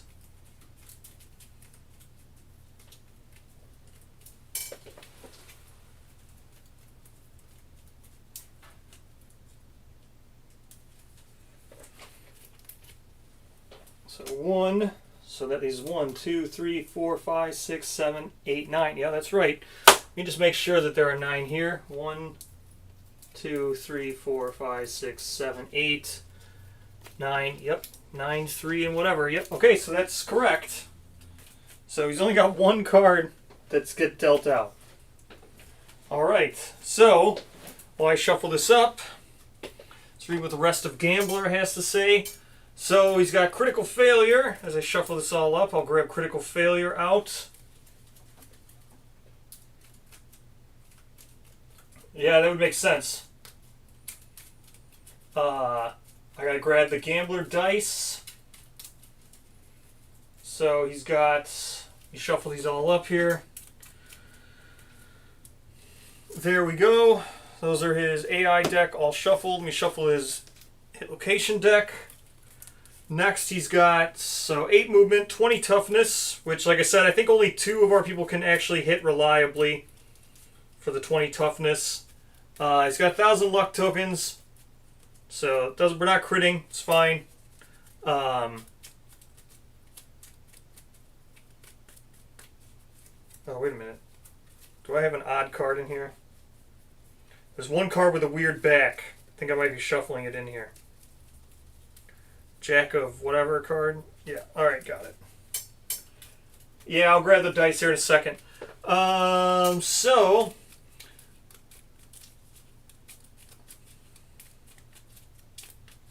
let's go.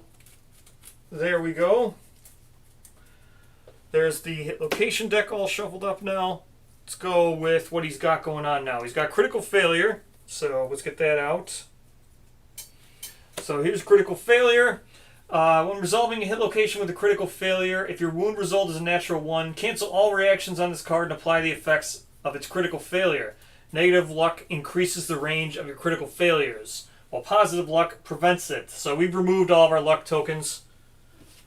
Our negative luck tokens, that is, with whatever. What's the next one? Double or death. Here's double or death. When a survivor uses high roller to replace a wound result, they must choose to roll it instead. A survivor with negative luck cannot resist the urge to gamble and must roll. If the roll result is a gambler's face, the rest of the attack gains devastating 1. Otherwise, the survivor dies. So we're going to double or death. That's probably going to kill us because I have such bad luck, but I'm going to do it. What is this one? Magister Ludi. Here we go. Whenever a survivor's attack roll or wound roll is a Lantern 10, it vanishes. Place the die on the dice bag trait card. The result transforms to a miss or a failure. After watching the dice disappear, a survivor may end their attack and game theory. So we'll be doing that. And the last one is dice bag, or gambler's dice, and then dice bag. So at the start of the showdown, place 3 gambler's dice on this card. Whenever the monster rolls dice, it will use these first. Return gambler's dice to this card after a roll action is resolved. The monster will use normal dice when there are not enough gambler's dice. So gambler's dice, then the last one is dice bag. When the monster makes an attack roll, take all the dice on this card and roll them as well, adding to the attack. Do not return them to the dice bag. Okay, so we've got ourselves a dice bag up in the top here.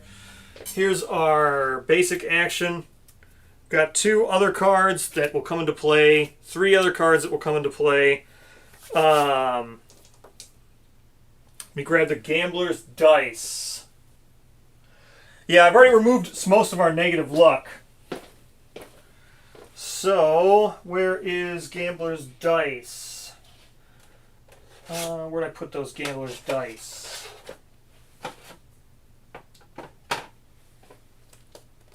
Where'd I put the gambler's dice?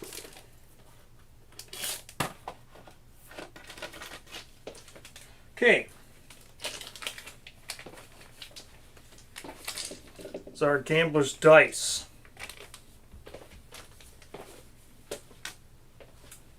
So,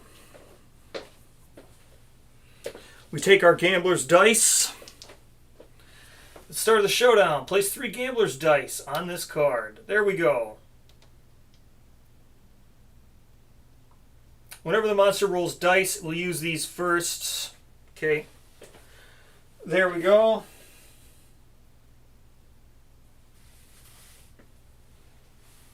So we shuffle up these AI cards.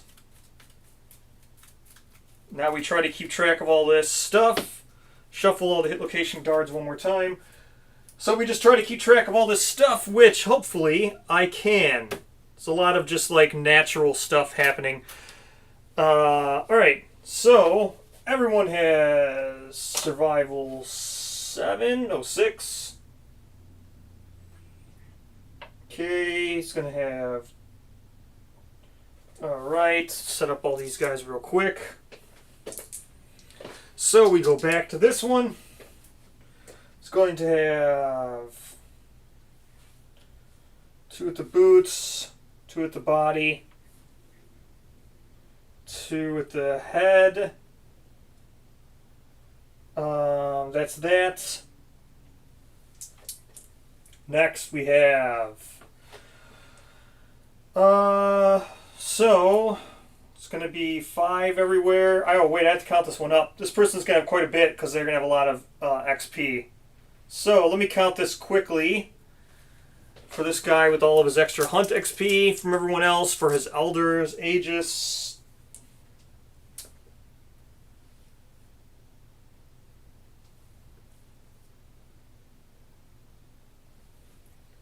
Okay.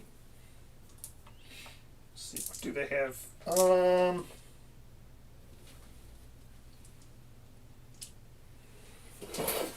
What's it gonna be? Yeah. So how much more do they have? So okay, so this is the next highest person. 4, 5, 6. They have 6. So the highest person. 1, 2, 3, 4, 5, 6, 7, 8, 9, 10, 11, 12. Add 1 to all locations for every 4 XP you have more than the youngest. Oh, it's more than the youngest. Okay, so that's going to be 2. Because the youngest only has 2 hunt XP. Okay, so it's more than the youngest. So this person's going to get 2 everywhere from the Aegis shield. Okay. So it's going to get a 6. It's going to be 6 here. 6 here. 7 at this one.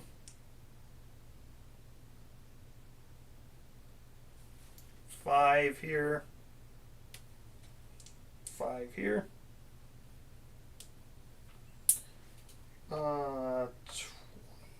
8.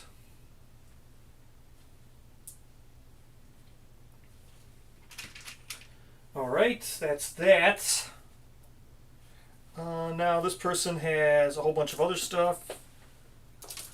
What does this person have? So this person just has 5 here, 3 here, 3, 3, 3.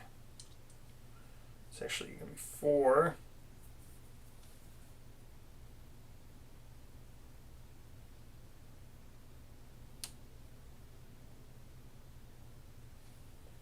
Okay.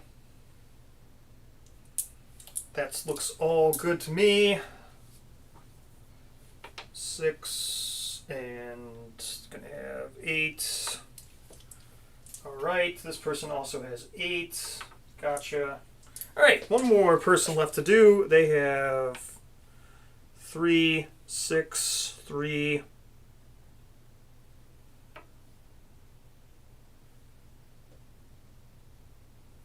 And we had some pretty insane people. Oh man, this person's got all kinds of stuff. Okay, so this person's going to have 2. And then 5. And 2, so this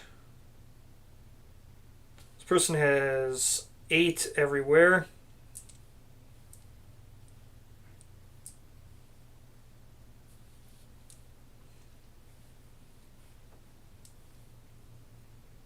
Okie dokie. That's everything. All right. Let's go now with Mr. Gambler. So we'll spin him away. We will go first. Here we go. Let's go with Dome Buster. So,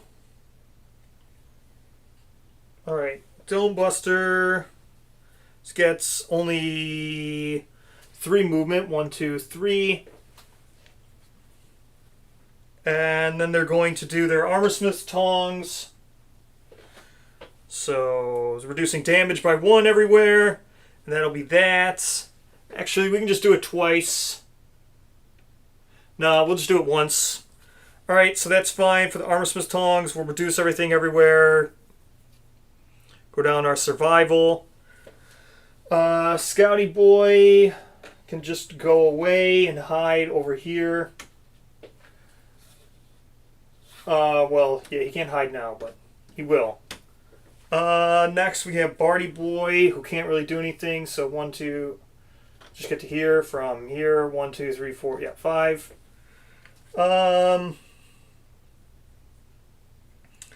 Next we can go with Blood Drinker. So Blood Drinker starts with 2 bleed tokens. So we will go with yeah, we'll go with them. So 2, 3, 4, 5 to get to here. Yeah, we'll get to here. Attack with Blood Drinker, which is only going to be 2 speed, hitting on a 3+ for 1 for the blind spot, 2 natural accuracy. That's none of those are any kind of perfect or anything. So that's going to be 2 hits. Let's draw our 2. Oh my gosh. Okay, so I drew the trap literally right away. It was the first card because that's kind of luck that I have. All survivors are doomed. The left side of the monster's face winks at you. Return all gambler's dice to the tray card. Perform basic action. Target the attacker. Great. Okay, so I'll reshuffle the deck. Literally, trap was a top card. So,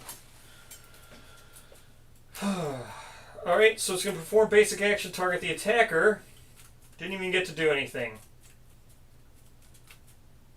Alright. Hopefully that won't happen again. Basic action. I don't even know what basic action is. Did I even discuss basic action? Yeah, I mean, it's probably going to hit both of them. Nothing I can really do. I didn't expect to get the trap the very first one. Okay, so move and synchronic attack. It doesn't need to move. It's fine. Speed 3, which is fine. 2. So it's going to roll with the gambler's dice. So it's going to roll all 3 of these since it's speed 3. Alright, so it's going to do all 3 of these. It's targeting Joy Boy. So that's fine. Joy Boy's got his 2 reroll tokens.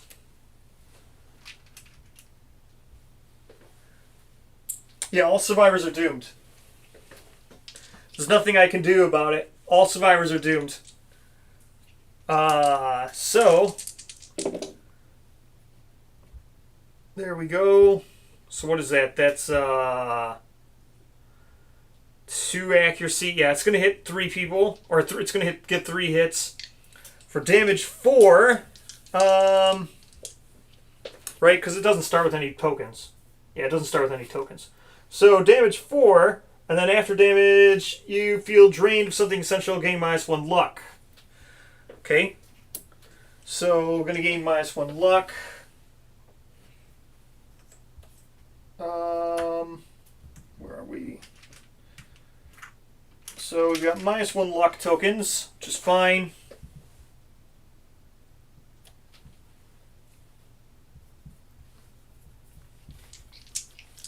It's going to be 4 damage to both of them. So let's go ahead and do 4 damage first to Joy Boy. It's going to be pretty rough. Chest. Okay. So chest, that just gets soaked. So that's all. Boots is soaked. Waist is also soaked. Alright, so that's for Joy Boy first. Okay, so this is actually going to be 3 damage to the Lantern Armor person.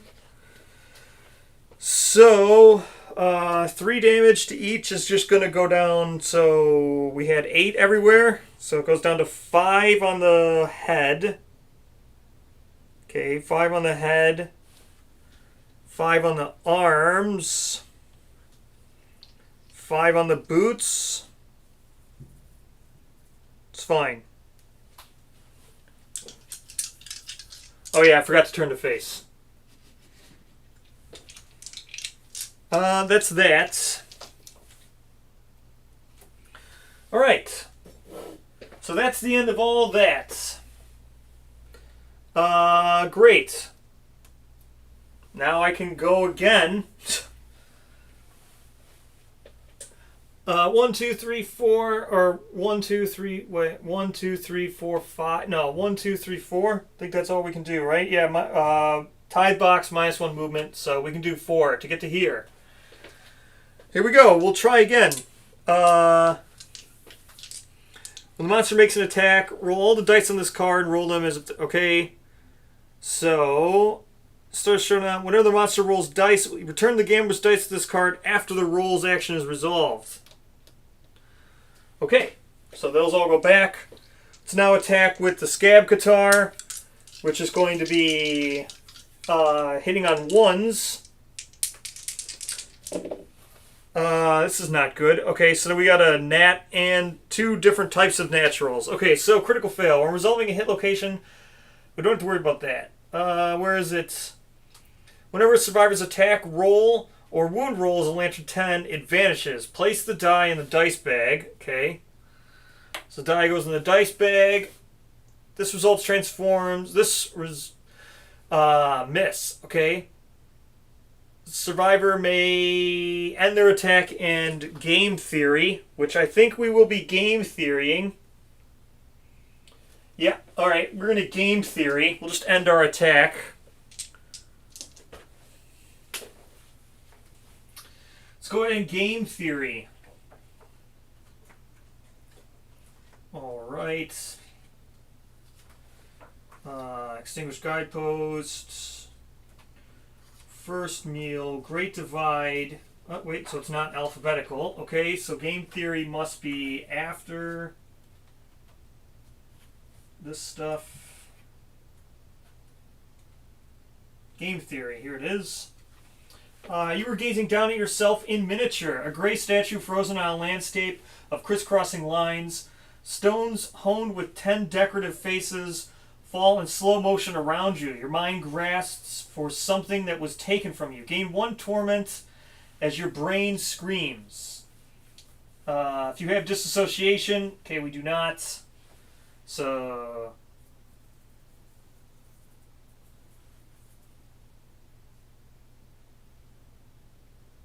oh wait.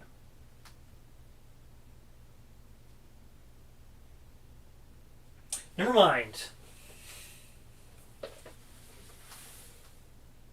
No, I gave -1 luck tokens.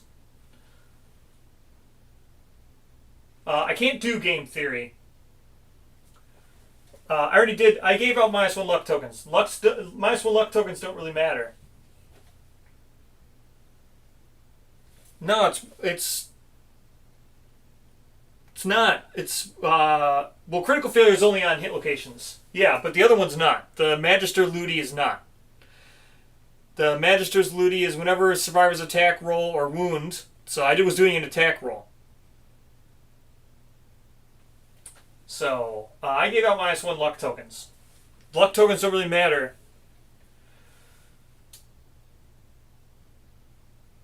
Yeah. So I don't need to do anything. So we don't need to high roller. It can give you high roller. Which is a shame, because I really wanted to roll in this, but I need disassociation.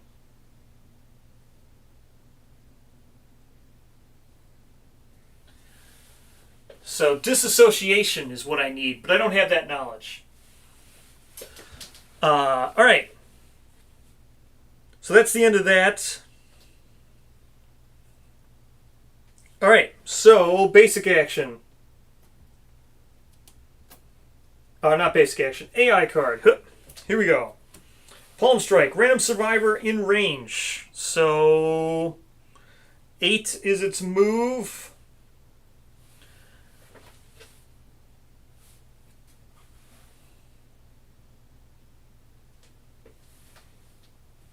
You cannot roll. I cannot still roll.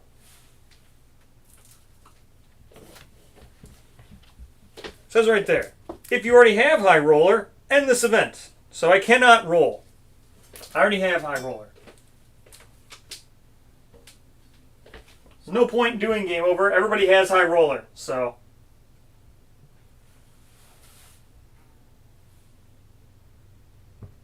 Yeah, it does say right at the top. If you already have High Roller, you end the event. So you can't roll if you already have it. I wish I could, because I definitely would have wanted advanced play. So I can't roll. All 4 of these people already have it, so there's no point in doing that event. So, what was I doing now? All right, I have to count out range. Where did I put the AI card? Here we go. Random survivor in range. Let me count these all out. So everybody's in range. 5, 6, 7, 8. Everybody is in range. So, Scouty Boy can't be targeted because he's got vermin belly boots. So it's going to be any of these other 4. So lowest roller from Barty Boy starting first will be a 4. Next is Guitar. Okay, so 4 is still low. Joy Boy's axe. Okay, 4. And then finally Dome Buster 5. So now a roll off between Barty Boy is a 2.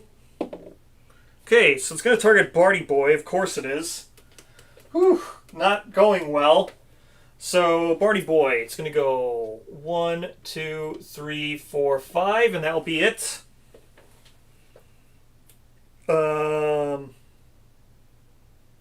We can dash with Barty Boy. So let's go ahead and dash with Barty Boy. He's going to have 5. So he's going to dash right back. So 1, 2, 3, 4, 5. So where was he? He was here. So 1, 2, 3, 4, 5, 6, 7, 8. And destroys this.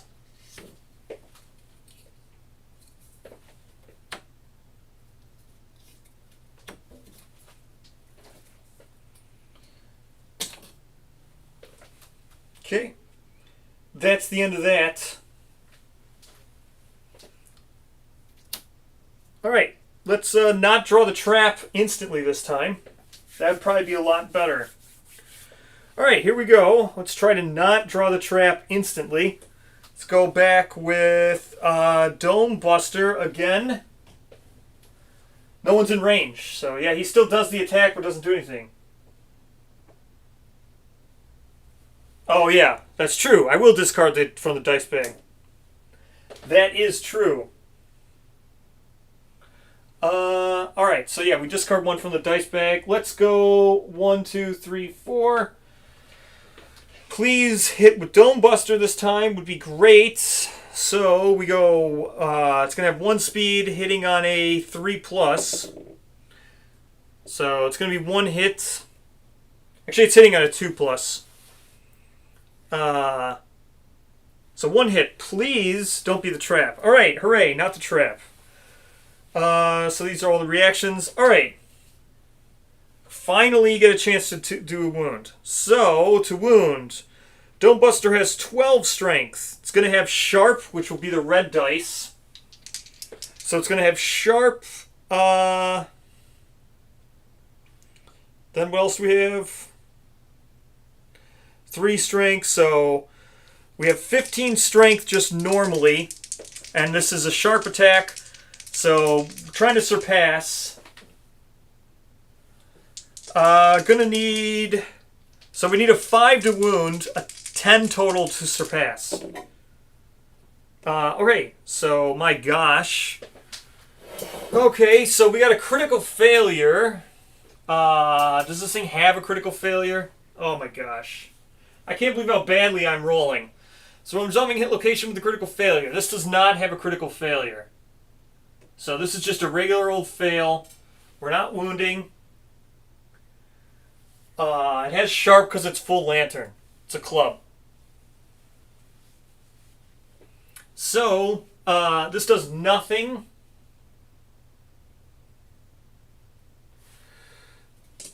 So, nothing.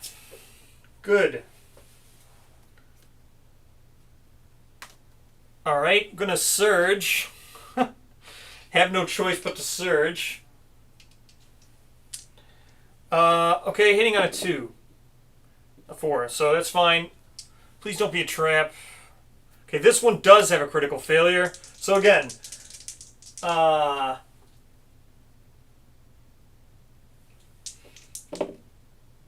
so 10, okay, so 7, this is 10 worth, which would be a 25, which is going to surpass, so it's going to do the double damage.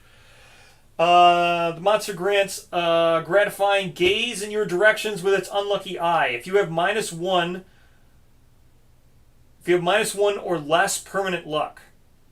I do not have less. I don't have negative permanent luck. Invert the modifier, becomes positive, then gain survival equal to your luck. Alright, so this is just fine. It's going to do 2 wounds. There we go. 2 wounds, because we surpassed.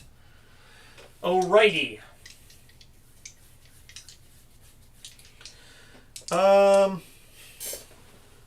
Let's go with Blood Drinker now. 1, 2, 3, 4, 5, right? Yes. Okay.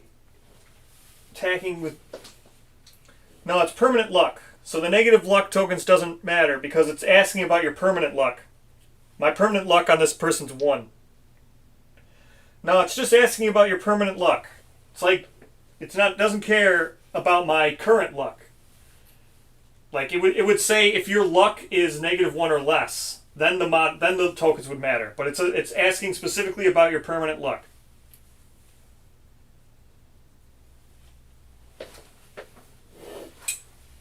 All right. What am I doing now? So 2 speed. Blood Drinker hits on a 2+ from behind. This is insane. Oh my gosh. Okay, so we're adding another thing to the dice bag. This should be on. This should be. Well, this is a miss anyway. So this goes in the dice bag. I shouldn't have rolled the red one. I mean, we're assuming that I'm not going to just roll 1s and 10s here. So, I mean, right now it looks like I'm just going to get absolutely destroyed because I keep rolling 1s and 10s. So, alright, so that was just another wasted attack. Well, let's just go again. So, we go again. So that's 2 hits this time. So we go 2 more hits. We have a first strike. Gamer's second phase stares at you. Suffer -2 luck until the end of the attack. Whatever. There's no critical on there anyway, so it doesn't matter. -2 luck until the end of the attack. Whatever. Doesn't make a difference.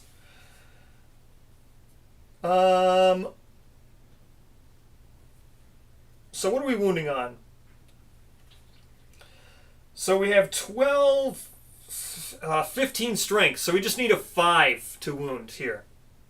So a 5 will wound. This will be a wound. So that's 1 wound. And so this will be another 5 to wound. So it's not a wound, okay? It's probably not worth re-rolling. Yeah, I don't think it's worth re-rolling. Not worth re-rolling. So that's fine.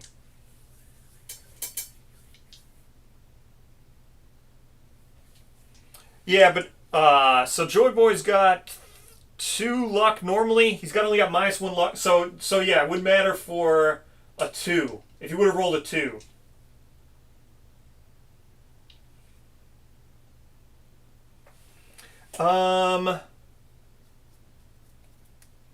So do I want to surge? I guess I should surge. Let's go ahead and surge.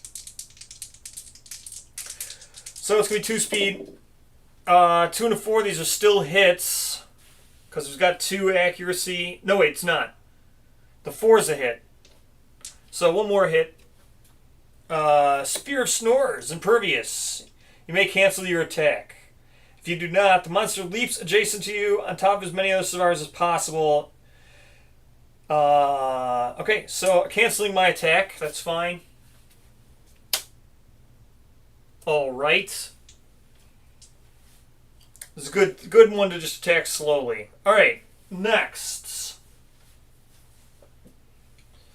Qatar Girl. I guess we attack with Qatar Girl. She might not be able to wound. We shall try.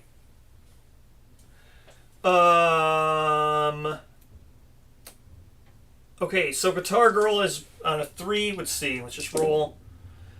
Oh my gosh. Okay, so those 2 are going in the dice bag. So a 6. That still hits. So 6 will hit. We got 1 wound in there. Okay, so here's the first strike. It's fine.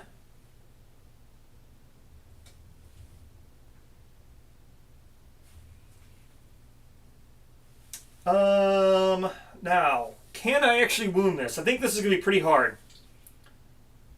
So it's down to 18 toughness.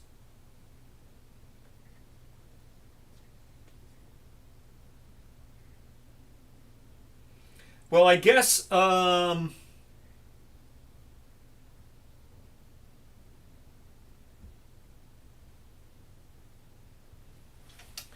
guess I can't perfect hit. Yeah, I guess the trait triggers prior to me perfect hitting, so I guess I don't actually lower his toughness. So that kind of sucks. So yeah, he's done. So he doesn't move any tough. So he doesn't lose any toughness.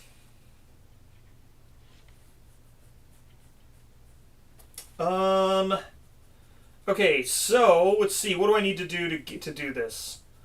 So 4, 7. Yeah, I don't even know if I can wound. Yeah, it's gonna be hard to wound. Yeah. So to wound this, I need a 13. No, they got snatched. So the double desperate strike is not doing anything. So I need a 13. It's a 12. Okay, so I guess this goes in the dice bag. Alright, so this is a failure. The monster turns to face the attacker and full moves forward. Any survivor collides with suffers grab. Its palms in so it's to face each grab survivor suffers 3 damage to the head. Sure.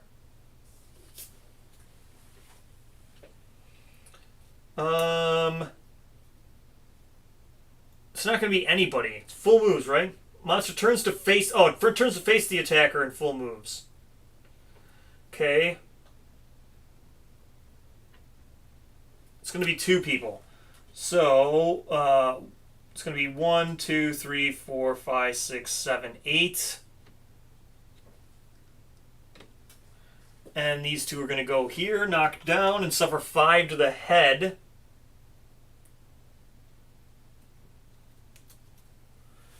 Okay. No, I don't have -1 luck with her. It's not a critical failure. I don't have -1 luck. So, I only have 2 -1 luck tokens. And even then, the 2 -1 luck tokens are barely bringing my people down below that. So, it's going to be 3 to the head. Okay, so that brings her down to 3 at the head. And 3 at the head. So she takes 2 to the head because she's reduced the damage. Okay, so 2 to the head. That's fine. How many wounds have I done? Not enough to do the singing song yet. Yeah, not enough to do singing song. Alright. Gambler's turn. Elbow smash. Random survivor. Doesn't even matter about in range. Okay, so not the Scouty Boy, who I forgot to move Scouty Boy, can go here. So anybody but Scouty Boy because of Vermin Belly Boots. Okay, let's figure out who this is. First is Barty Boy, lowest roll. So he's got a 10. Lowest roll for Qatar. Okay, Joy Boy and Dome. Okay, so it's going to be Qatar Girl. The gambler leaps and lands with its elbow outstretched. Place the monster adjacent to the target so it's in the right space. Okay. Synchronic attack. Okay, that's going to be... this is going to be a lot, so...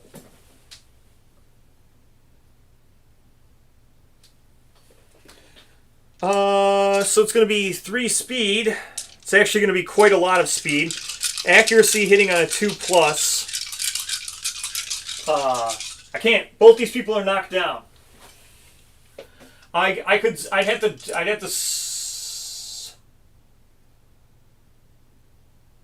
I could spend a survival. Yeah, I'll spend 1 survival. Barty Boy can make her stand, and then she can dash. So then she'll spend it to dash, which is 1, 2, 3, which is as far as she can go. But other than that, it won't matter. Dashing won't matter. There's no point in dashing. See, they're just going to move to attack the girl regardless. There's no way for her to get out of the way of this.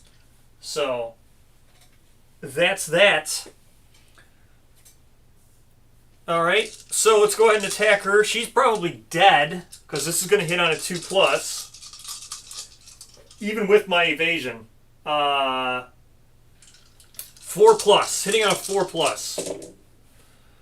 Okay, that's a lot of hits. It's 1 miss. She has high roller, right? Okay. Can steal this dice. Steal the gambler dice. So that's going to be 1. It's still 5 hits for 4 damage. So, gambler's dice go back. So 5 hits for 4 damage. Let's see. Okay. Head. 4 damage. Well, no. Here we go. So, 2 of these are getting ignored. So, these are ignoring. Okay, so I'm ignoring 2 of those hits. So we re-roll. We go 2 to the body.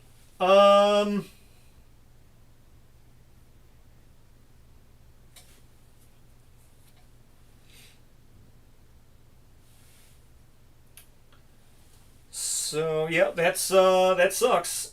It's gonna be 8 to the body. That's a heavy injury.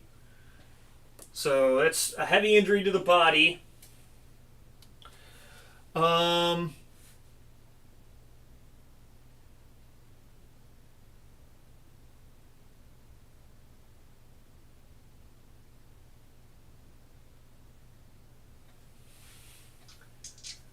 No, double or death's when I do it. Yeah, double or death is when I roll it. When a survivor uses high roller to replace a wound result.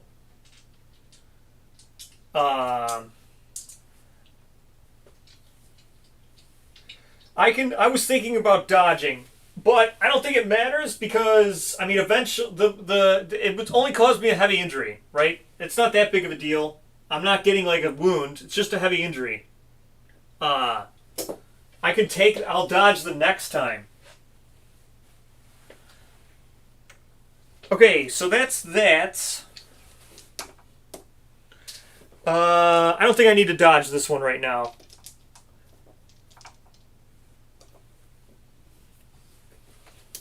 All right. Let's go with Dome again. All right. So here we go with the Dome. It's going to be hitting on a, what, a 3? No, this time it's going to be hitting on a 3, yeah. So that's a hit.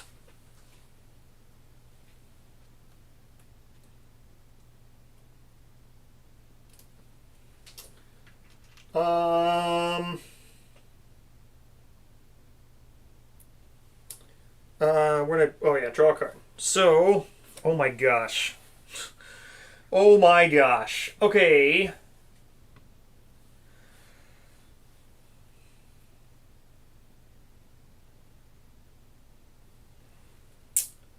So, nothing I can really do with this. Let's just hope maybe I critical, but I can't because I'm not using a gambler's dice.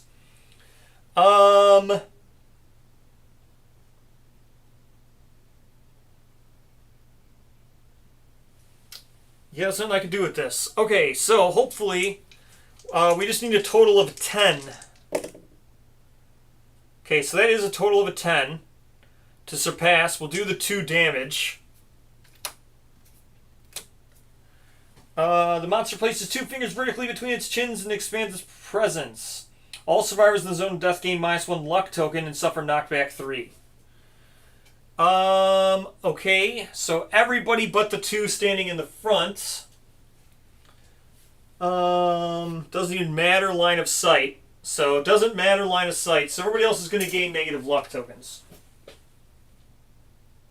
Okay.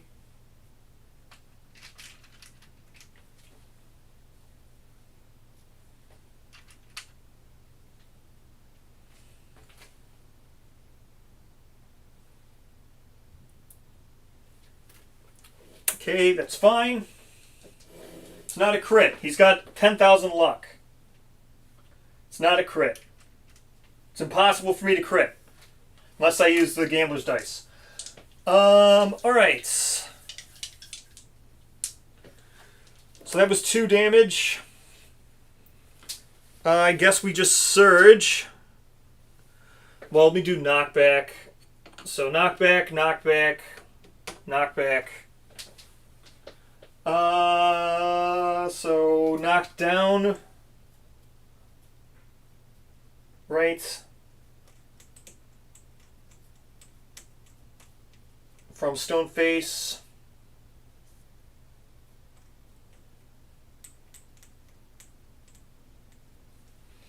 Okay, so there's knockback, all that. Yeah, we're surging. It's fine. So another 1 speed, hitting on a 3+. That's not good enough, right? Yeah, it's 5, 4. No, that's good enough. A 2 is good enough. Because we got +2 accuracy from clubs, +1 natural accuracy. This is good. 2 is good enough to hit. Okay, here we go. Super dense pervious. Not so much so great. Okay. I mean, it doesn't matter. We'll just roll a 3, so nothing. So it's not a crit failure. Pulse with light, sending you sprawling. You were knocked down and found wisps of golden string. -1 permanent luck, and survivors adjacent to you gain +1 luck. Okay.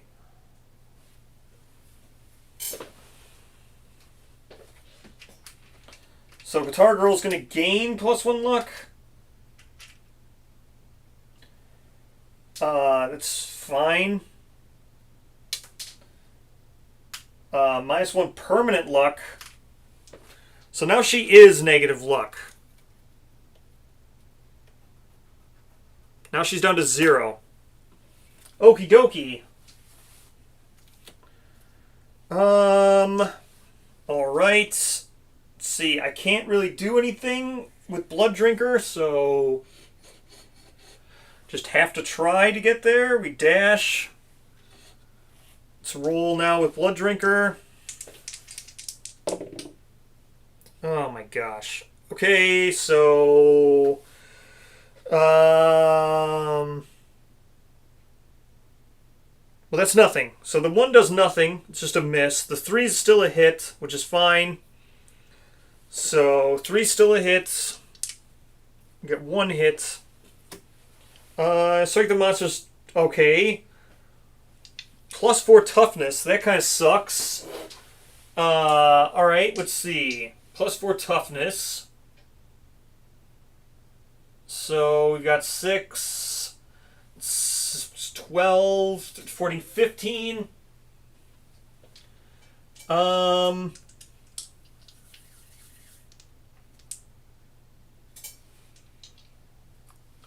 So we're crit failing on a 3, but wounding on a wounding. Oh man. So what is this still? So 6 and 6 and 3. We need a 7 to wound this now? It's ridiculous. Okay, so that's a crit fail. You attack from an offward angle and tear your and you get a bleeding token and the wrecked wrist impairment. When you activate a weapon or terrain, suffer 1 damage to your arms hit location. Okay, wrecked wrist.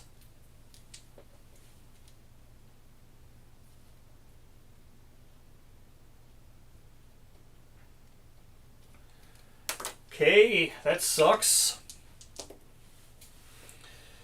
Okay, can I sing? 1, 2, 3, 4, 5. I cannot yet. 1 more wound. Okay. Nice. Okay, when this comes into play, draw AI. At the start of the monster's turn, place a dice on the dice bag. Trait card. Dice cannot be rotated or re-rolled for any reason. Any player's D10 that has an ambiguous result or roll... well, we're just going to ignore this. Because I'm not going to roll on the... I'm not rolling on the showdown board because I roll on the green screen. So we're just going to have to ignore this.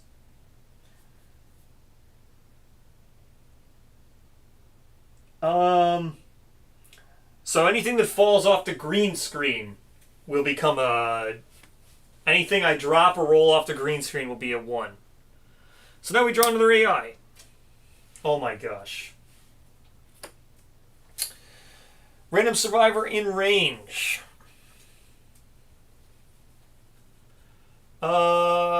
Actually, there's only 3 people in range. So we'll go Blood Drinker first. 4. Finn second. Okay, so still Blood Drinker, then Dome. Okay, so Blood Drinker. Gambler leaps. Place the monster adjacent to the target, on top of as many other survivors as possible. Okay. So it's not possible to be placed on anyone and be adjacent to Blood Drinker, so we roll to attack now. There was no dice in the dice bag.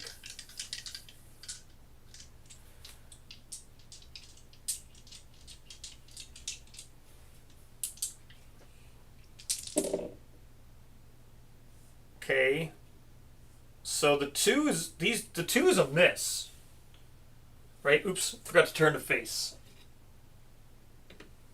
So turning to face, Finn, no. She's only got, yeah, so the 2 is a miss. That's good. These 2 are hits. Let's see, they're just going to get absorbed. Right? One's going to be... No, wait, none of these are going to be absorbed. I have to dodge one. So we'll dodge one, still get the after damage. If it's not already in play, gain the prison card. Okay. Where's prison? Okay, so this will be after damage. Let's roll the 4 damage. See which one I actually want to dodge. Do I want to dodge the waist or the body? I'll dodge the waist. I'll take it to the body. 4 damage to the body is going to be a heavy injury.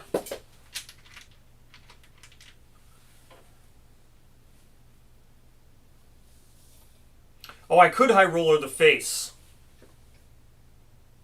Yeah, I'll high roller the face and just dodge. That's better. Actually, yeah, let me high roller the face. Okay. So then we'll just dodge, but so no after damage. Yeah, that's better. I can high roller the face. I forgot about that. Alright, so it's got 1 dice left on there. Alright, what am I gonna do now? Let's attack the... Well, I guess we attack with the Dome Buster once again. Actually, we're just gonna surge once. And we're gonna do Armorsmith's Tongs twice to lower the damage by 3. So Armorsmith's Tongs now lowering the damage by 3. That's good. Hopefully we can get it down to where it's just gonna be 1 damage. Alright, so that's that. Guitar Girl stands. Guitar Girl, well, Scouty Boy can just hide off the board now. There's no point. I gotta do 1 more damage. 1, 2, 3, 4, 5. Still have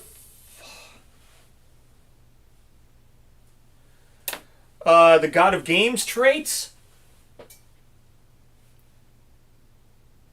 No, can't be rotated or re-rolled for any reason. It can be replaced. Can't be rotated or re-rolled. So it can be replaced. So we can attack with Blood Drinker and hope to do 1 more damage. Let's do that. So Blood Drinker attacking. These are both hits, 7 and a 3. Okay, 7 and a 3, that's 2 hits. Okay. Let's do this one first. And we're going to critical this one. Gambler teeters dangerously, tightening its grip on its sphere to hold steady. Any survivor adjacent to dice may sling one under the monster's foot, unbalancing it. Ignore any reactions or critical failures until the end of your attack. Any survivor adjacent to dice may sling one under the monster's foot. Okay, so this is impossible for us. But it's impossible for me to take advantage of because I don't roll on the showdown board. But I will do this. So we'll do this thing and ignore the critical failures and stuff. So that will do 1 wound. It'll be great. Now we'll do this and we'll ignore the critical failures. Gambler's Dice goes back to its card. Alright, so now we're getting 9 strength. So now we're wounding on 2s. Wounding on 2s and ignoring... what's that thing?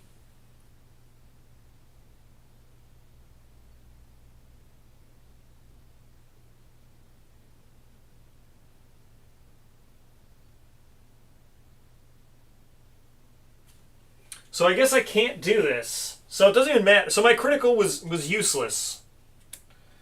Because I can't do this. Any survivor adjacent to dice may sling one under the monster's foot. Ignore any reactions and critical failures. Ugh. So I can't do this. So this just doesn't do anything. So stupid. Okay, well, I mean, Alright, well, now I have to deal with this, even though... Ugh.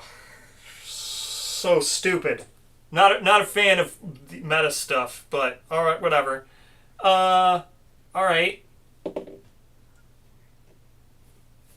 It's not a critical failure. This is still a wound.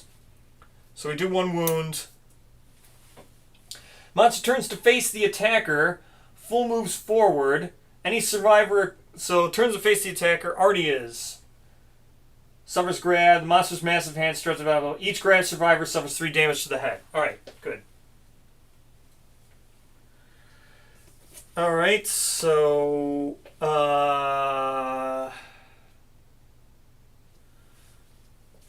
It's gonna... Where's it gonna... What? I don't even know what's gonna happen. Alright, so...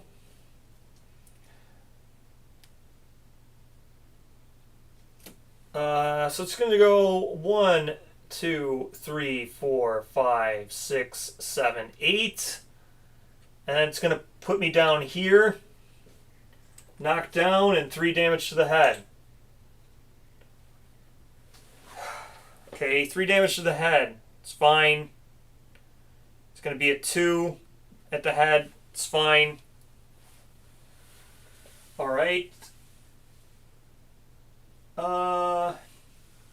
Yeah, Qatar Girl can attack, but she can't now because the thing moved. She can still move. I can't surge before it moves. There's no surging. I'd have to get the crit. I'd have to get a crit. I can't surge during an attack. It's only after a crit. So, I could have crit, had I read the reflex of this card first, I could have surged after the other crit. You're right. But because I didn't read this reflex first, no, on the critical, there's a reaction on the critical.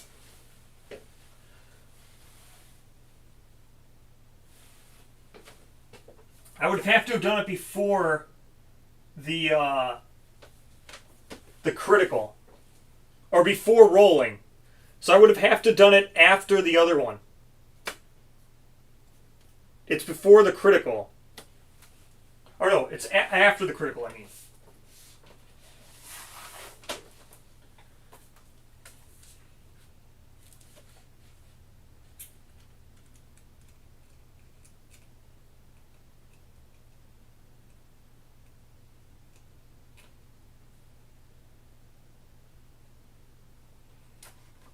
I'm pretty sure it's during the...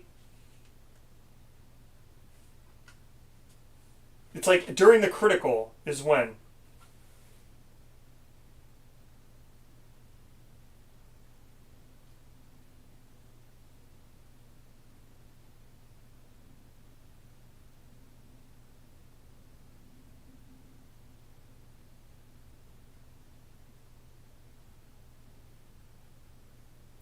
Oh, I guess it's actually both.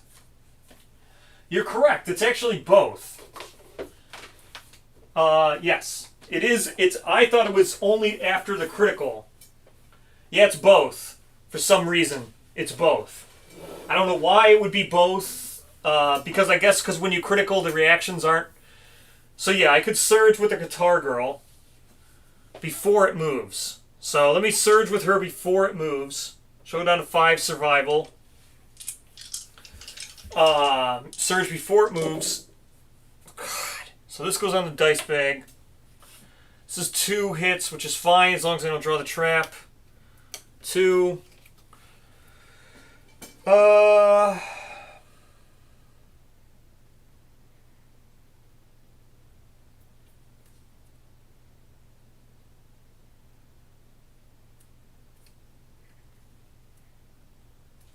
So yes, we're definitely doing this tattered purse. For sure. Okay, so we'll apply this to the tattered purse. Oops. You cut a hole in the gambler's purse.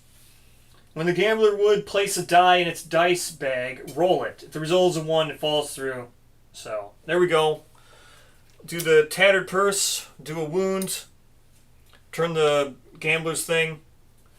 Now we try to attempt to wound this. Let's try. So to wound, it would be a...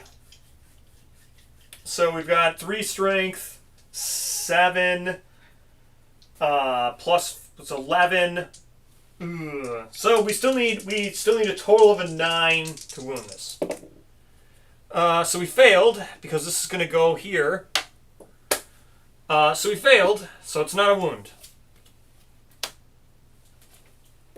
Great. Alright, now everything plays out as normal. Now we can sing with Barty Boy, because we've done enough damage. He's going to ham fluter it. 1, 2, 3, 4, 5, 6. Ham fluting with his 6 cards. There we go. We're now perfect hitting on 9s. Let's go ahead and move our 3 with her. No, she did double armor tongue. All right. That's it.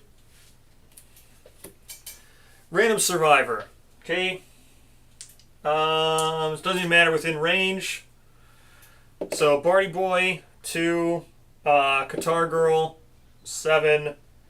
2. Okay, so it's between Barty Boy and Axe. So Barty Boy. Okay, so it's Barty Boy. The gambler leaves. Place a monster adjacent to target. Okay. Okay. Barty Boy. Yeah, I did. I did the ballad before. So, Barty Boy is going to get absolutely wrecked. No one else is going to get wrecked, though. It's going to draw AI. So, here we go. Barty Boy. Let's go with pretty much all of this. It's just going to get wrecked. So, how does this even work? When the monster makes an attack roll, take all the dice on this card and roll them as well, adding them to the attack. Okay, so still needs to roll 3. Okay, this is going to absolutely just destroy Barty Boy. Here we go.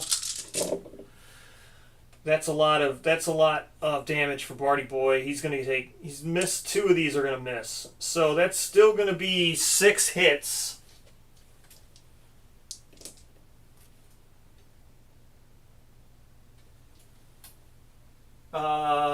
But persistent injury doesn't do anything. Persistent injury is when it places them in its purse, not when it moves them from the purse. So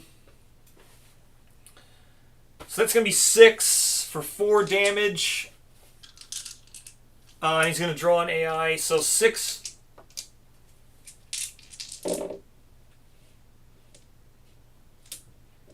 Oof. That's a lot of damage. So,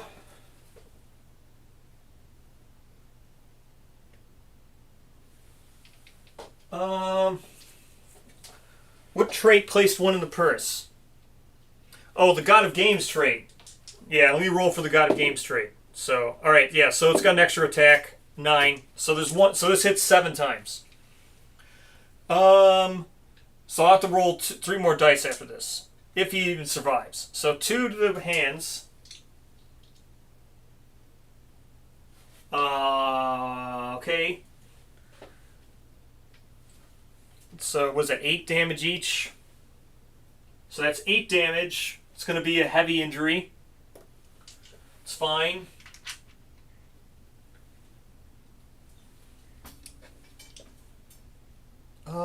Let's see.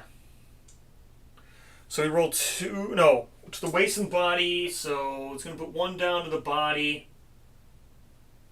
1 down to the waist.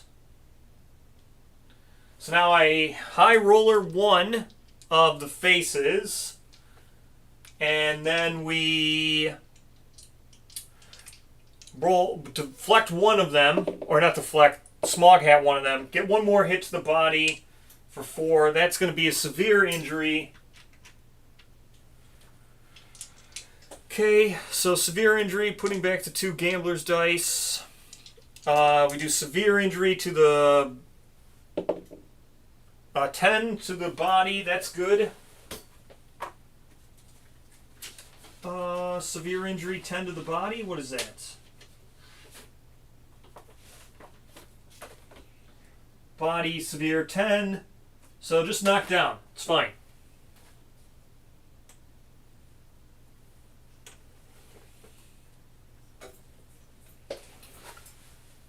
Alright, so we can encourage Barty Boy and try to high roll and try to crit something. I guess we do that because might as well. So we encourage Barty Boy with Guitar Girl. Get him up. Get him to move 1, 2, 3. Get him to go here. No, it's only during the attack rolls. The thingies.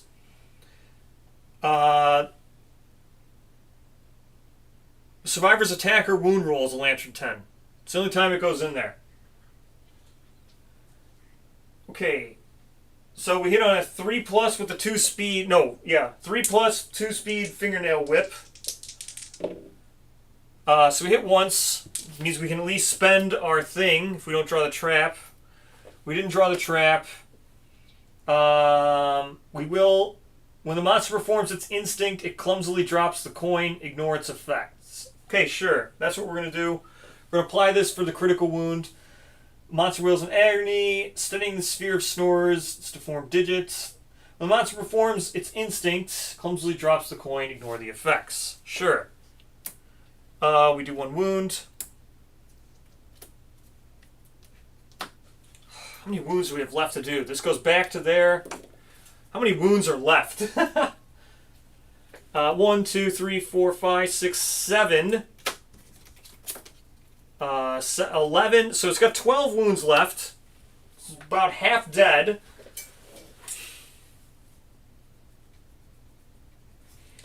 All right.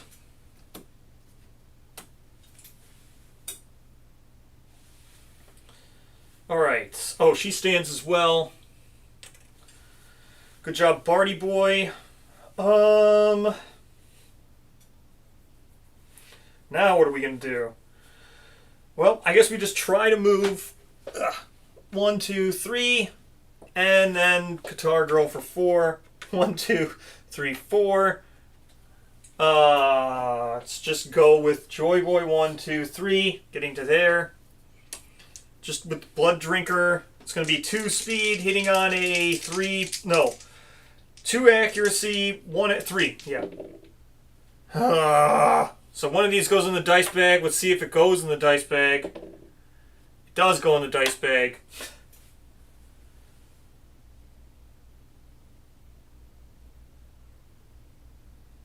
I think you still need to roll with High Roller. Why do I need to roll with High Roller?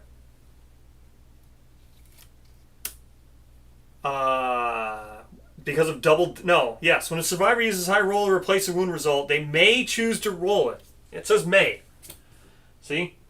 When a survivor uses the High Roller to replace a roll, they may choose to roll it. A survivor with negative luck cannot resist the urge and must roll. I don't have anybody with... I have 1 person with negative luck. The only person right now who has negative luck is...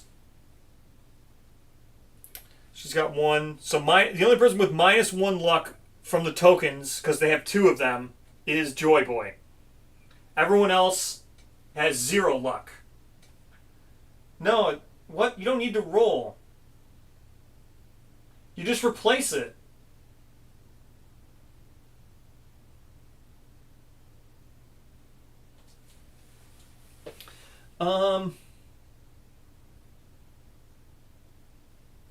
I mean, I could be rolling and try for devastating.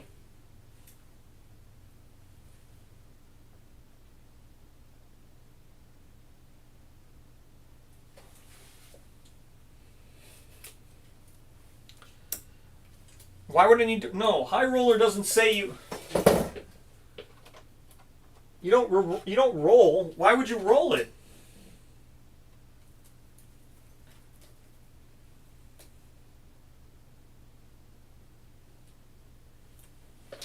No, it literally says you don't. During your attack, you may replace any single roll result with the stolen D10 and its roll result.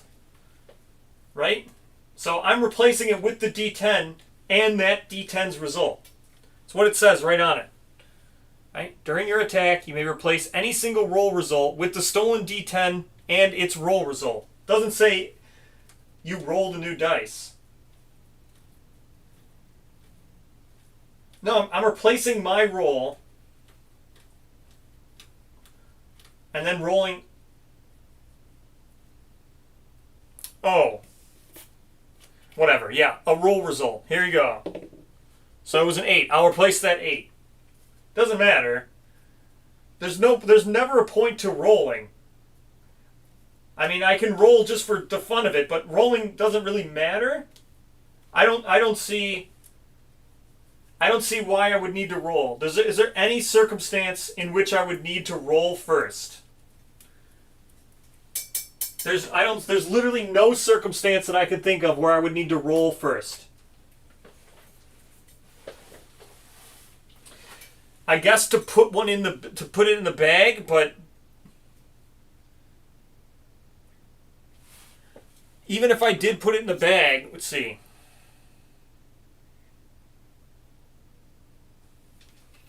Where is it?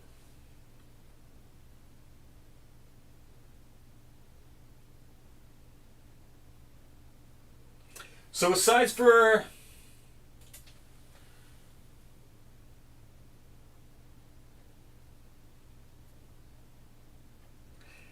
I guess, but I mean I'm still replacing it because it just becomes a 1.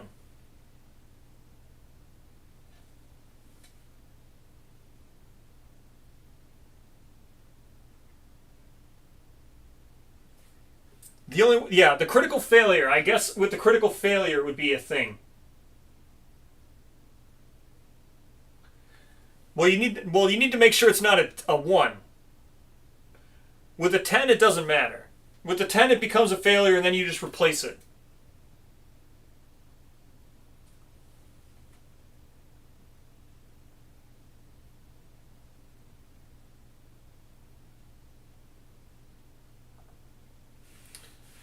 Well, yeah, so you just replace the result. So yeah, I guess I do need to roll to make sure I don't roll a 1.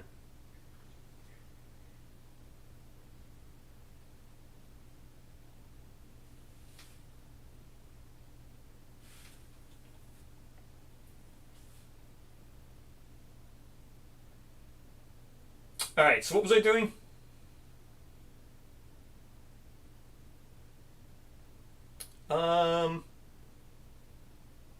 Alright, yeah. So everybody moved. I did all that. These guys can't do anything. I'm not gonna dash with them, there's no real point. Alright. Let's go next. Roll result of a 1 I cannot replace.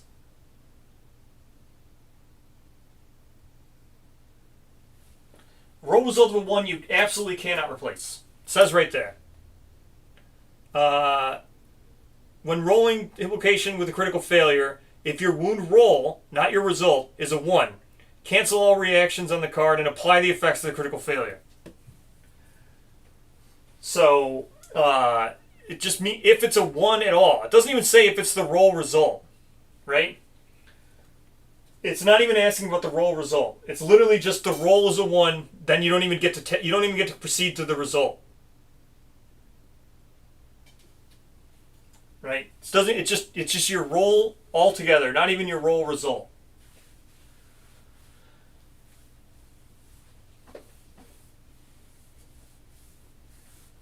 So it doesn't even care about the roll result of a 1. Alright, so here we go. Random survivor in range. Closest survivor. No, random survivor in range. Okay, so random survivor in range is only these 2. So Barty Boy first. Okay. Axe. Okay, so it's going to be Axe. Move and synchronic strike. Okay. Slipped disc. Do I have slipped disc? I do not have slipped disc. Okay, so it's going to be 3 speed, accuracy 2 plus.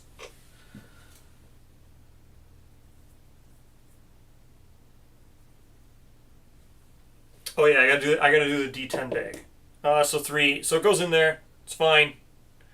So first I gotta turn. Let's see, speed of 3. So it's gonna be all 3 of these plus this dice. Speed of 3. Yep. So that's fine. 2 plus accuracy. Still, yeah. These are all gonna hit. I mean, I guess I'll steal one of these dice. So stealing one of the dice doesn't change anything. It's still going to be 3 hits for 4 damage. Going to dodge one of them.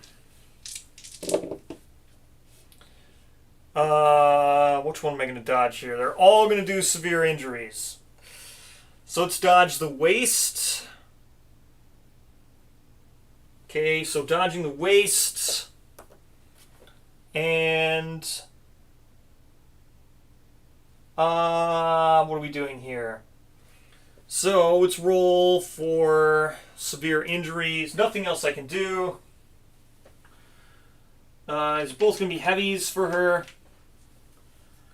So it's going to be a heavy to... Well, no, the arms is fine because it's only 4 damage. So the arms is fine. The legs is going to be a heavy, though.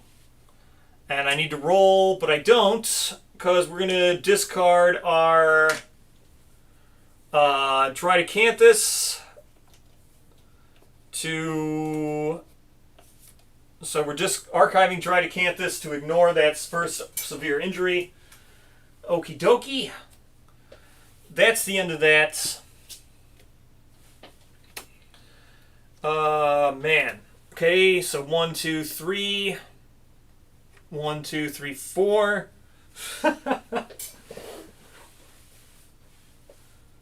Barney Boy. 1, 2, 3, 4, 5 to get to here.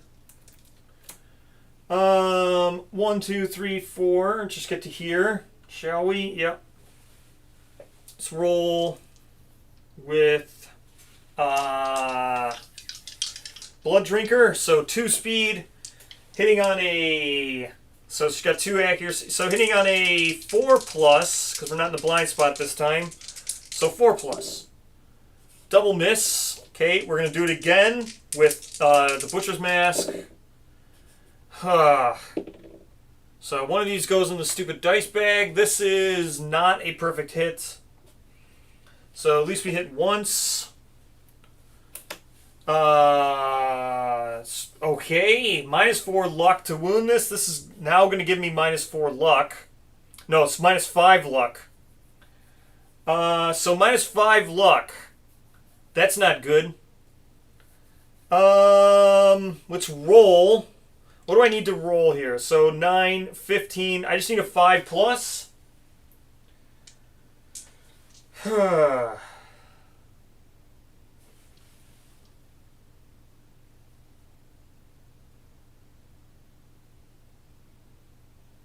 see.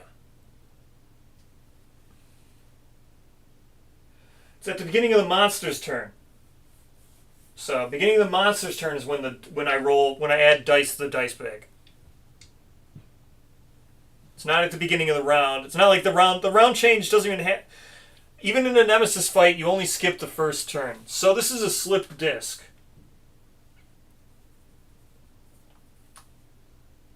Alright, so this is super dense. So technically we can clobber this. Oh wait, no, this isn't the guitar. Okay, so we just need to roll a 5 to wound here. So let's just roll here. An 8 is not a... We have -5 luck. So it's still a fine. We're still good. So an 8's fine. We don't need to replace the dice.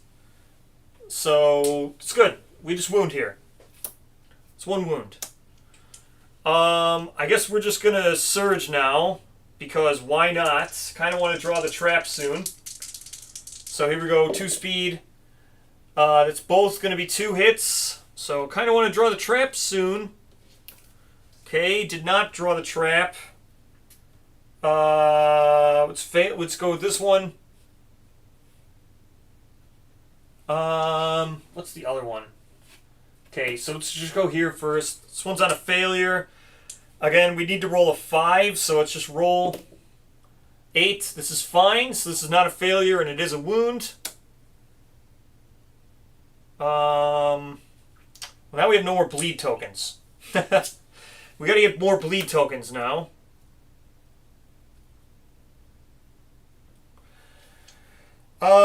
So we're gonna toss this away with Blood Compass and get some more bleed tokens.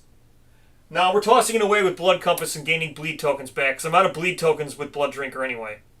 So gotta gain more bleed tokens, get back up for the strength we need. We're tossing that away, hoping to draw the trap. We didn't draw the trap.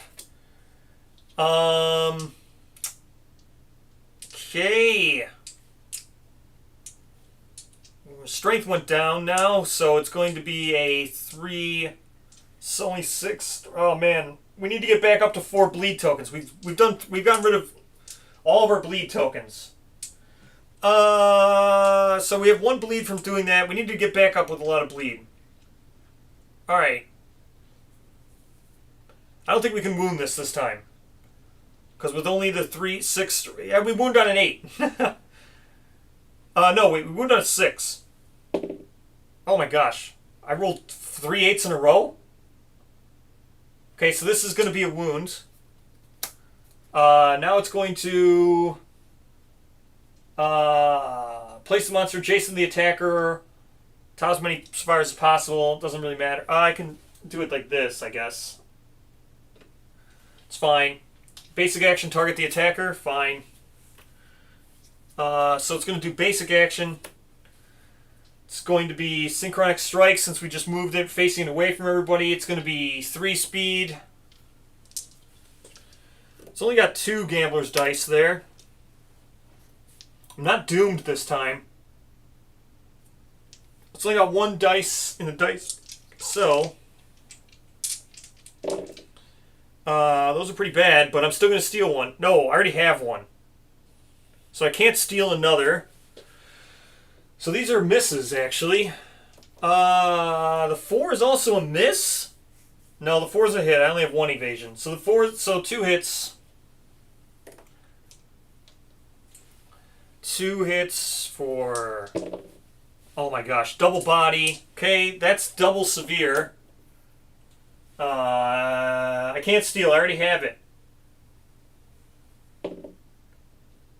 6. Hopefully let's get some bleed, I guess. So we got body. I already have a dice. Disemboweled. Wound is reduced to 1. Gain a bleed token. Okay. So that pretty much just put her out of commission. Next. Bowled over. Knocked down. She's already knocked down. Okie dokie. That's that pretty much. I mean, I'm gonna draw the trap next turn without fail. There's only 2 cards left. Alright, so monster's turn. Cheating death. When this comes into play, draw AI. Sure. While this is in play, whenever the AI deck is shuffled, coyly slip the top card from the wound stack into the AI deck. Okay. Alright, let's add a thing. So this goes in there. It's got his dice bag now. Top card of the wound stack. So I think we want to 1, 2, 3, 4, 5, 6. We want to sing, and then he won't be able to do that. So let's draw an AI card. Yeah, so we want to unfair coin flip. Isn't this the thing that I stopped? Lucky leak. Whenever the gambler would play... No. Whenever the monster performs its instinct. Okay, so it doesn't matter. Unfair coin flip. Monster pulls a coin from its robe and flips it. Flip the luck token that has a negative...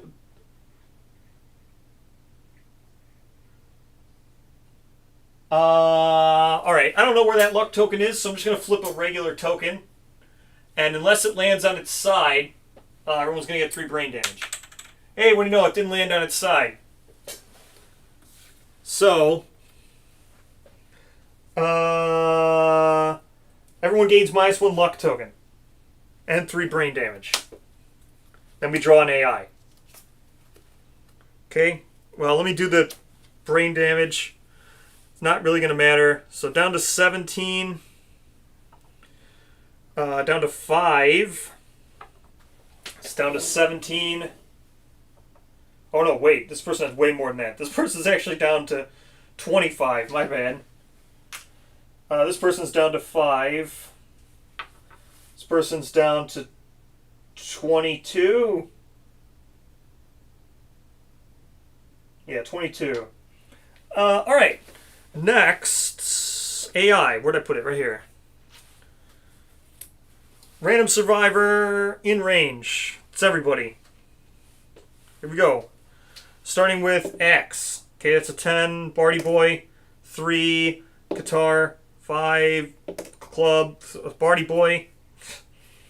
Okay. Move and synchronic attack. So Barty Boy, it's actually good that it's Barty Boy. 1, 2. Or no, he doesn't have to move, actually. So he's not even moving, because he's already in the synchronic attack. Was he here? No, he was here. So he was. I don't even have to move. Okay, so this is just going to synchronic attack everybody. Well, not everybody, but it's going to be Barty Boy and the axe. So, it's going to go here, here, and here. Okay, 3 speed. Going to steal this one with Barty Boy, since that's who he's actually targeting. Okay, so he's stealing 1 dice.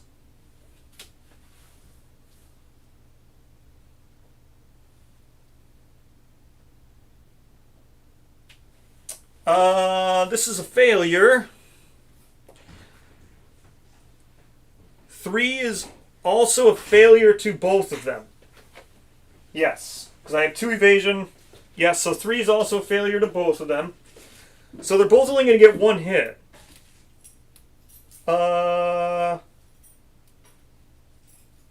Can't dodge. So the axe girl can't dodge because she's knocked down. But the other guy, he can. So Barty Boy just dodges. Goes down to 3.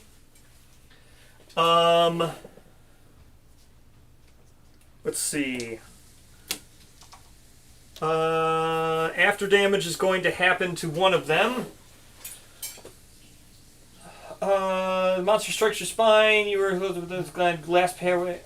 When you gain a token, suffer 1 damage to a random hit location. Sure. Okay. So whenever you gain a token, have to remember for both of them. Okay. So what is my 1 damage on token? Okay. And let's do the damage for the axe to her feet. That's going to be another heavy. A 9. Legs, 9. Gain 2 bleed tokens. That's actually good. Well, that doesn't matter. I'd rather gain the 2 bleed tokens. 2 bleed tokens is fine with me. Back up with the strength for the bleed tokens. Bleed tokens is way better. Because I need the bleed tokens for Blood Drinker. I've wasted them all. So, let's try to draw the trap now. Basic. I know it's going to do basic action. So, yep. So, that's fine. Well, let's sing with Barty Boy so he doesn't heal himself. 1, 2, 3, 4, 5, 6. Okay, there we go. Singing. So 1, 2. Let's just see if we can draw the trap with Barty Boy. He's got 3 speed. So 3 speed hitting on a 3+, 2+, because he's in the blind spot. He's got one hit. This goes in there. Well, let's see if it falls out. Nope. So one goes in there. This is just a nothing. One hit. Please be the trap. It is. Thank you. Okay. All survivors are doomed. So, left side of the monster, blah, blah, blah, blah. Turn all gamblers' dice to their trait card. It's fine. It's fine. Perform basic action targeting the attacker. It's also fine. Basic action. Let's do this quick, and then I'll shuffle the deck. 3 speed. Yup. This gets added in there. 2 plus. This is a miss, and this is a miss. 4. Is that a hit? Yeah, 4 is a hit. So it's going to be 2 hits. One of them's canceled by Thingamabob, by the hat, from Bard Hat.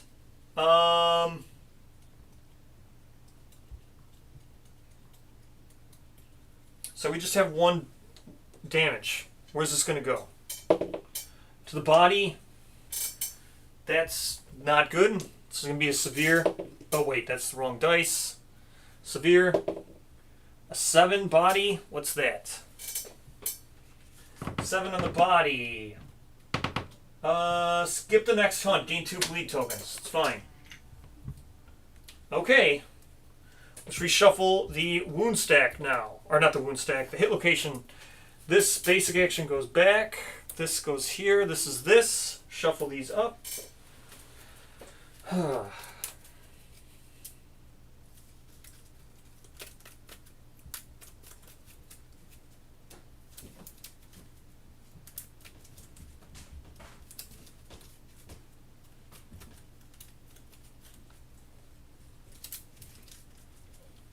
Okay.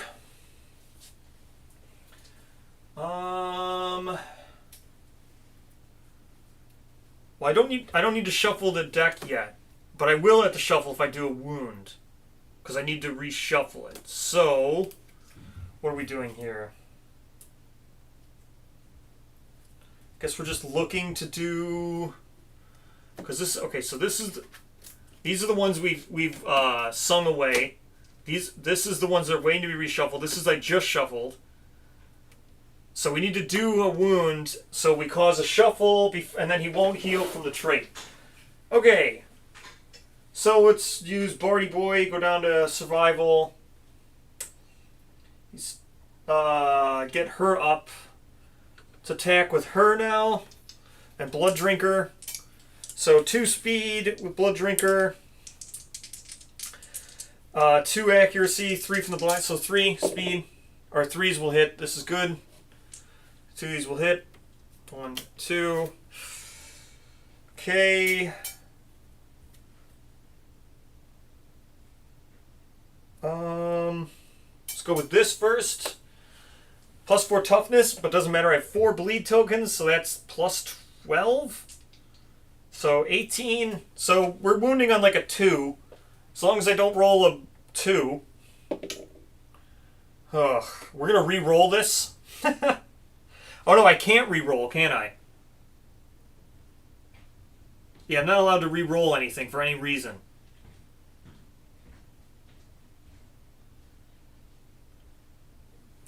Okay, so this is a critical failure. This is the wrecked wrist now that the guitar girl has. Now she has the same thing. So this is a critical failure. That's great. Okay, just not a 2. A 6, that's a wound.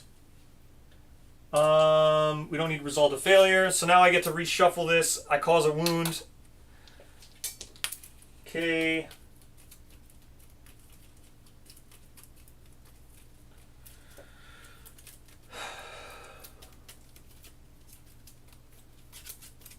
Okay. There's a wound. Okay.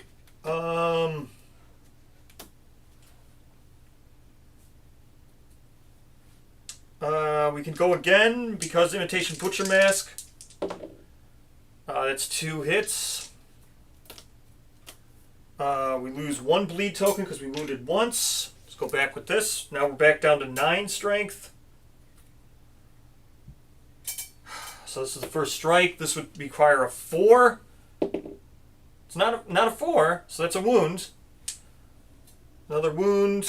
We lose another bleed. Now this one. Now we need, what's this one? So now we're down to 2 bleed. That's 12, 5, 15. So a 5 to wound. That's not a wound. And I can't re-roll. Okay, so that's the end of that. Alright. She doesn't have high roller dice because the trap put everything back. The trap put back all the things. When you get the trap, it puts back all the gambler's dice. So they all returned. She had a high roller dice, but the trap blew it. Alright. 1, 2, 3. Dashing. So Dome Buster now. Hitting on a 2. So that's still a hit. So she has no luck. So the wound will be a 10. This is going to be sharp.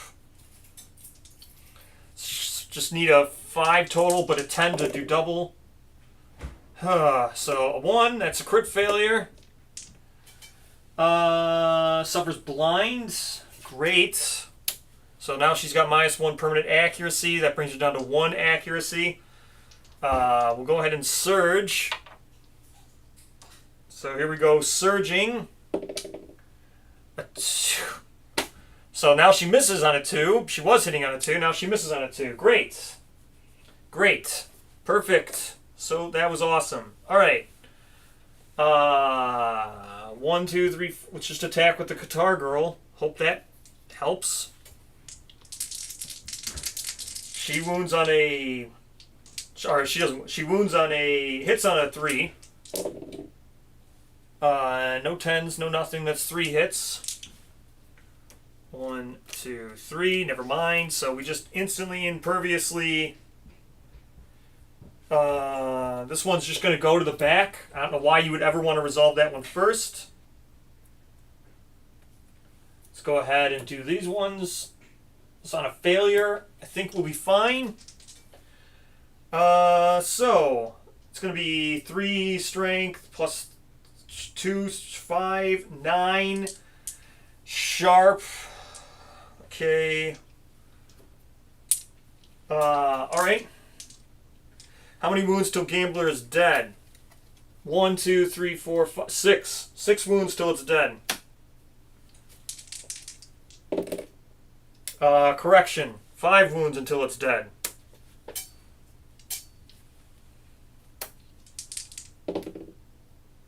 Four wounds until it's dead. This one's a wound. Place the monster places 2 fingers vertically between its chins and expands its presence. All survivors in the zone of death gain -1 luck. So some people are going to suffer damage from this. Everyone else is knocked back 3. Okay, let's resolve people who get damage to the feet. Okay, so this person takes damage to the feet because of that wound. It's fine. Who else? This person takes damage to the feet because of that wound. Or, well, reroll for her. Okay, so it's still feet. That's fine. Okay, now everybody's knocked back 3. 1, 2, 3. Knock back 3. 1, 2, 3. 1, 2, 3. 1, 2, 3. All right. How many wounds left? I think it's 4. Yes, 4 wounds until it's dead. That's not too bad. We're just trying to clobber it if we can. Or not clobber, surpass it if we can. Okay. Now let's go draw a card. Random survivor in range. It's everybody. Okay. Let's roll away. This is Barty Boy, Guitar, Blood Drinker. Okay, so it's going to be... No. Okay, so it's going to be Lantern Curious Person. Okay, Random survivor in range. Where's Lantern Curus? Okay, she's up there. So one. That's it. He's just going to move to there. Palm Strike. It's going to be speed 3, which is fine. Let's see if a dice went in the bag. So it's going to be 1 dice in the bag. Accuracy 2. 3. 3 plus. Accuracy 3 plus. Gonna steal one of these gambler dice. Okay, so yeah, 3 plus hits. Gambler's Feast on your misfortune move. All your -1 luck tokens and suffer that much -1 permanent luck. Gambler gains +1 evasion. That sucks. Okay, so now they're at -1 permanent luck. Gambler gains +1 evasion. Alright, so it's just going to be 3 damage, because she's been reducing the damage with Armorsmith Tongs. So it's going to be 2 damage to the body, 1 to the feet. It's fine. 2 damage to the body. It's fine. 1 to the feet. Again, that's fine. Alright. Alright, so we stole 1 of the dice. That seems all good. That's the end of that. Let's go with her. Now it's got +1 evasion. Right? So it's got a +1 evasion. So now it's got +1 evasion. Negating my 1 accuracy. So I still wound on I still hit on a 3. So still hitting on a 3. Here we go. Okay, so that's nothing. Surging. We're out of survival now. So we hit once. We're out of survival. Super dense impervious. Great. Not a critical failure. Okay. Strike bounces harmlessly off the gambler's main lantern. Pushes with the lantern, sending you sprawling. You're knocked down. -1 permanent luck. Okay. Where is it? Knockdown. Minus permanent luck. Great. Perfect. Alright. Let's go with Blood Drinker. 1, 2, 3, 4. So, what does Blood Drinker hit on now that it's got +1 evasion? So, Blood Drinker was hitting on a 6. 1 from the blind spot, that's 5. 2 natural accuracy. Would bring it down to a 3. Now it's got 1 evasion, so it's hitting on a 4. 2 hits. Okay, we got ourselves a first strike. Okay. Okay, so we still got bleed, so that's 6, 9. So 15. So we just need to wound on a 5. We've got a -1 luck. Okay, so this is nothing. It goes in there. Becomes a failure. The monster turns to face the attacker. Full moves forward. Any survivors collides with suffers crab. Blah blah blah. 3 damage to the head. Oh my gosh.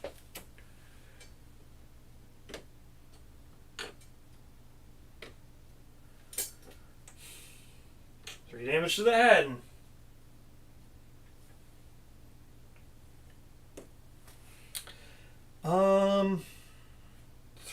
3 damage to the head. Okay, that's just going to bring her down to nothing at the head now. That sucks. Okay, actually it's a light wound. Okay, light wound. Okay. Let's try with the guitar. I can't even get there with Guitar Girl. 2, 3, 4. Well, I can. I have to surge. So or dash, I mean. So we'll dash with Guitar Girl. Hopefully we can do damage here. 3 speed. 3, so 3. So it's going to hit on 3. These are 2 hits. This is just a failure. 2 hits. 1, 2. Okay, so...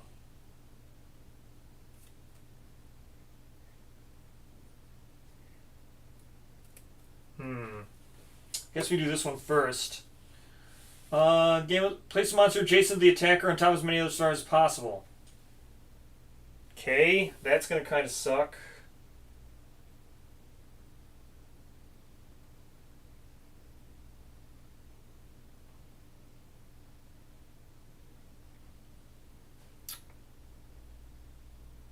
No, it's a light wound. It's three damage to the head. She had two head left.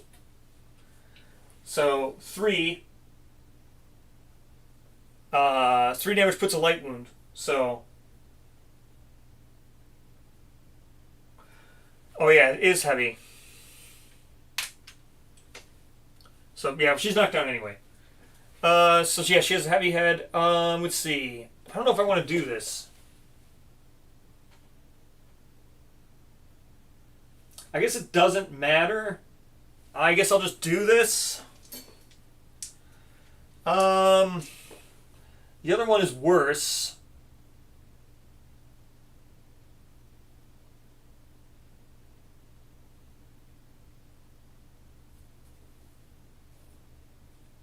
Yeah, let's just do this.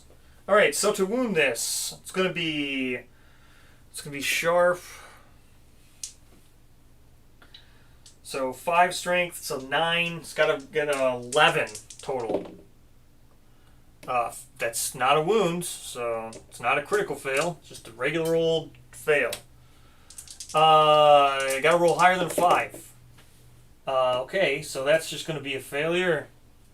Let's see if it goes in the dice bag. Yep, it goes in the dice bag. It's going to just change it to a failure. Okie dokie. Fun. Alright, probably going to draw the trap again soon. AI card. Random survivor. Here we go. Barty boy. Guitar girl. So far guitar girl. Blood drinker. Okay. So guitar girl. Blood drinker. So we're targeting guitar girl. Okay. Gamma leaps and lands with its elbow outstretched. Place the monster adjacent to the target so it's in the right spot. Okay. Synchronic attack? Sure.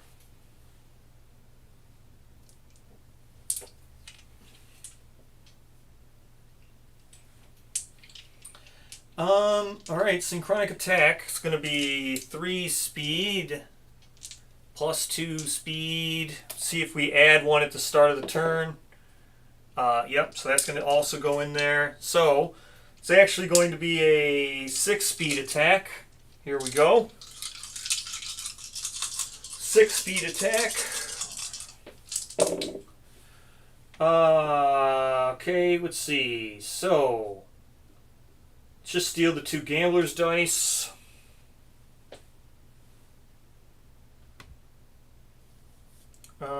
Yep, so we're stealing. Guitar Girl steals a gambler's dice. Steals a gambler's dice. Wow, we have 3 stolen gambler's dice now.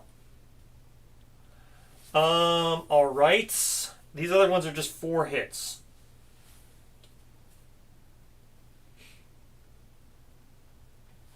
I don't think you run out of dice because you can only steal 1. So, like, I can only steal 1 dice at a time. So these are just going to be 4 hits. Now, Guitar Girl. She's going to dodge 2 of them. And then, or no, Singing Cap 1, Placard 1, and then dodge 1. So she's only going to take 1 of these. Let's see where that goes. Of those 4. To the body. It's fine. Oh, no, it's not fine. She's got a heavy injury. Alright, so there we go. So now we roll for severe. Severe body, what is that? 2. She's just knocked down. Alright, now for the lantern person. So those 4 hits, she'll just take them. Doesn't matter, they're all going to do 1 damage. So 2 to the legs, it's fine. 2 to the legs, 1 to the body, it's fine. One to the waist. It's fine. Okie doke. That's the end of that. Hopefully we can do damage now. So she stands. She stands.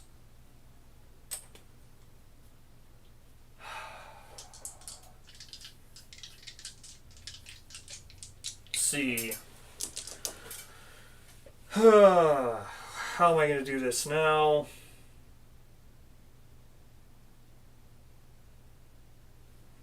Barty Boy is going to encourage her to get up.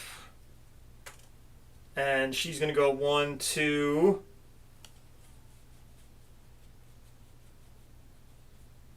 That'll be fine. 3, she's going to go there. No, she's just going to dash. She's going to go there and dash first. It's fine. 1, 2, 3, because that's all she can move. Let's attack now with the Dome Buster. So, Dome Buster is going to hit on a... It's got +1 accuracy now, so it's just going to hit on a 3. Okay, that will hit. Okay. So Dome Buster, we're looking to clobber this. That's good enough. So 5 and an 8, that's good enough to that will surpass it. So that's going to do 2 damage. Can't do anything because I don't have any dice on the board. So if I crit this, it's not even good. Then the attacker's in the then if the attacker's in the monster's facing, they spend 1 survival to study the chins, gain 1 understanding. That's can't do that. So it's going to be 2 wounds. So that's 2 wounds. Now we just hope we clobber it again. So we attack 1 last time. 1 speed. 3+. It's good. Just don't draw the trap, and we're all good. Okay. Don't critical here, or don't crit fail here. All right. So, can't I replace this? So.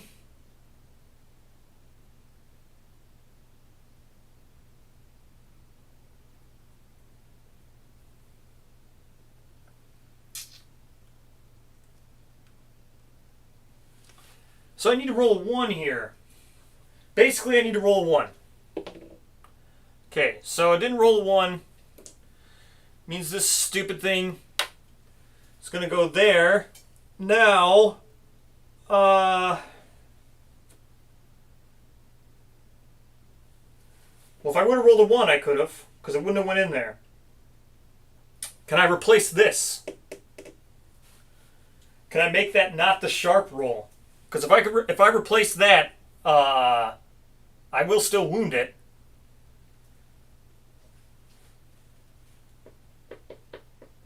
But I think that's just the sharp roll, so I don't think I can replace it.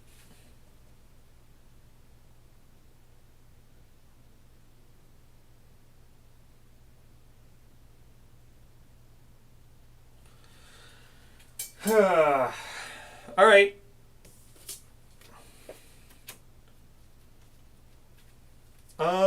So I need to do 2 damage somehow. Boop. Alright, so let's hopefully try to do 2 damage. I have a feeling a lot of people were playing this wrong, judging that everybody said that the gambler was so wacky and fun. I'm assuming that everybody was probably not doing this correctly and was replacing dice without rolling.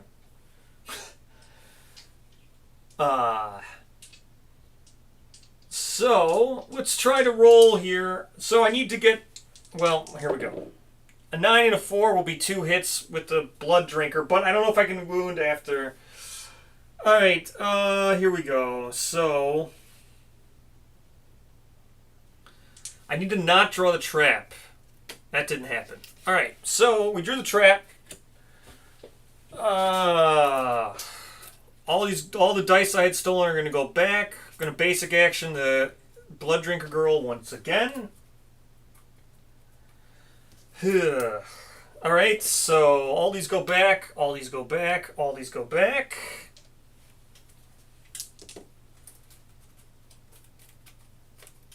Oh my gosh. Alright, gonna Blood Drinker her again. Or basic action her again.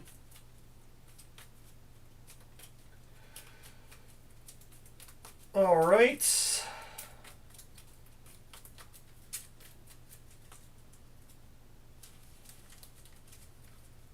Okay, there's the shuffle basic action now. So we draw a 3 speed. We take this one from the dice bag. We're going to steal one of these. Oh no, we're doomed, so we can't steal one of these. That's going to be 3 hits. The 2 is a miss. 3 hits to the Axe Girl's probably going to make her donezo. She doesn't have much health left. The head, that's going to be... Yeah, so the head's a heavy... Or the head's a severe, the legs are a severe. We got 1, 2 severe. The arms are also severe. So that's 3 severes. I think she's probably donezo. She's probably donezo. Alright, so what I say, head first... Oh, she's donezo. Alright, so she's donezo. Alright, well, makes it easier at least. Don't need to track her anymore. Alright, next. Don't need to roll the rest of those either. Alright, last one. Random survivor in range. Axe Girl's gone, so it's going to be Guitar Girl. Okay, probably Guitar Girl. Yep, Guitar Girl. Move and Synchronic Strike. So it's just going to move 1 space over. It's going to get both of them. So here we go. Speed 3, just that's fine. We're going to go ahead and steal 2 of these. Steal 1 with Guitar Girl will steal 1. Armor Girl will steal 1. Actually, we're not going to steal the 2. We'll steal the 4. So,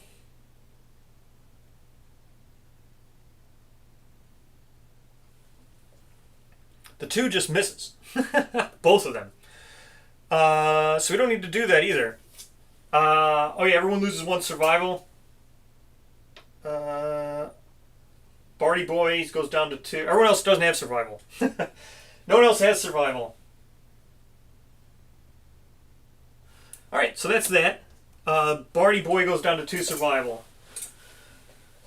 Alright, so we have a fresh deck. Let's just try to collaborate. We have a dice now. Here we go. Dome Buster hitting on a 3. I guess we should go here. 1, 2, 3, 4, 5, 6. We're going to sing the song one more time.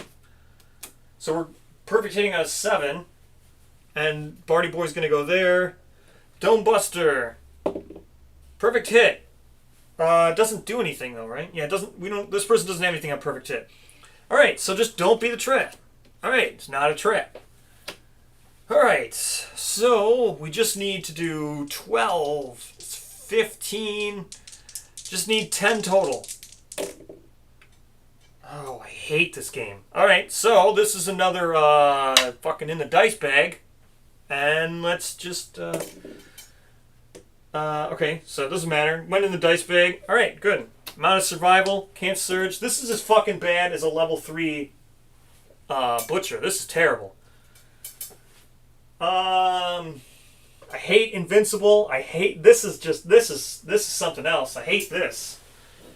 All right. Let's go with Guitar Girl.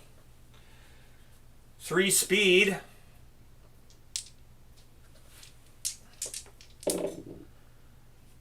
These are 2 perfect hits, so that's going to give him -1 toughness.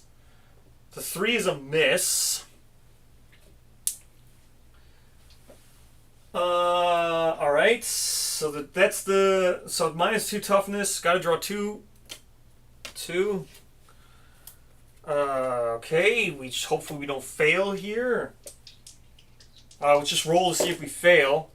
Oops. Wait. Hold on. I gotta make sure they're different colors for sharp. I can't roll the same color. Gotta be different colors for sharp. Here we go. Okay, 6 and 7. That's not a failure. 6 and 7's probably going to do it because it's got -2 toughness. We got 3, 7, 20. Okay, yeah, that's enough. So that's gonna not be a failure. It's gonna be 1 wound. So that's the end of the wounds.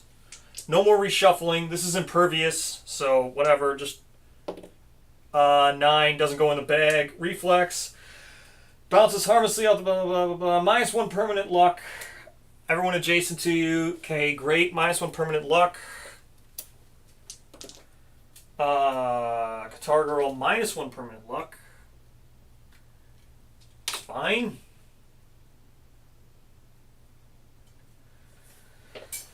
We'll just let it do basic action because Barty Boy can't wound it. Barty Boy cannot wound it.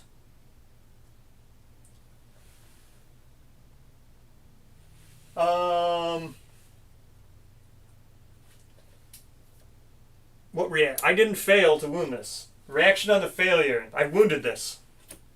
There's no reaction.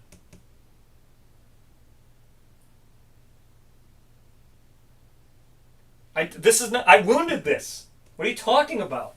You're rushing things. You missed an additional D10 on your attack and missed a failure reaction. This was a wound, so this failure doesn't trigger. That's a wound. I rolled a 20, a 6 and a 7. So no. 6. This is a wound. I did my final. It's down to its. You failed the one that you rolled a 1 on. No, what are you talking about? No, I rolled 2 of the same dice, so I didn't know which one was the. When I rolled 2 of the same dice, they were the same color, so I don't know which one was sharp and which one wasn't sharp. So I picked them both up because it doesn't count. It doesn't count if I don't know which one's sharp. I need to know which one is sharp and which one isn't. So when I accidentally rolled the 2 that were the same color, I picked them up. What previous attack?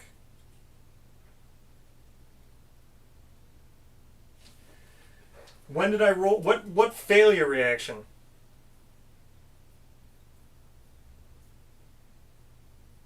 There's only been one thing. This one, which I wounded.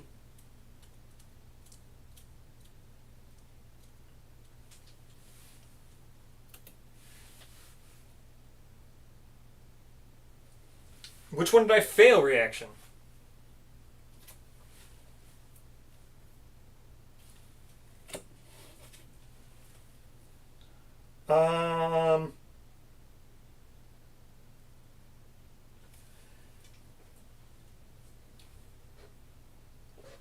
Monsters place 2 fingers vertically between.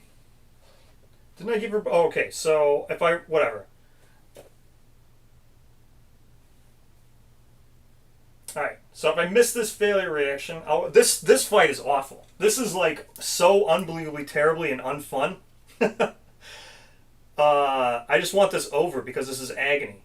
So, -1 luck token and knockback 3. Alright, so put the wound back. -1, knockback 3, so she was here. 2, 3, she was here because she didn't move yet. 1, 2, 3. So he hits this thing. I take a damage from this. 1 to the head.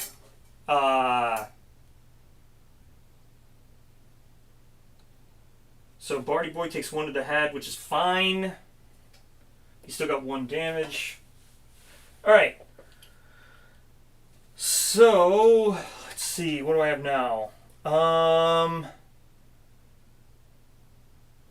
So she went back to there.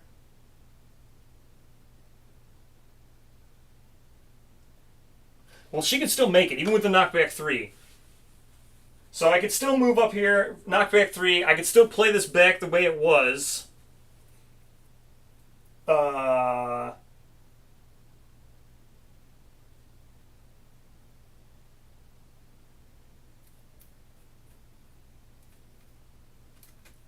so then I rolled, then I picked up these 2 cards. So she could still, yeah, so this is still fine. Which would still bring it back to this. On this failure. No, on this one, so then I wounded. Because she can still make it there. She's got 3 things. She's not knocked down. She's got her -1 luck. There's no crit failure on the first card. This one has a crit failure, which I now need to resolve. So... Put back... Which one?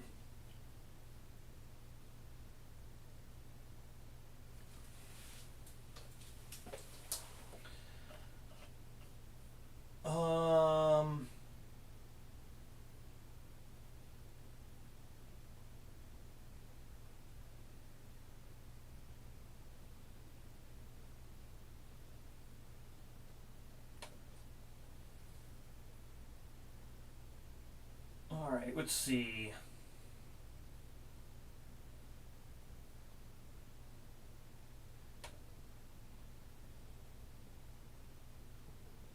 I did not forget the last 2 times.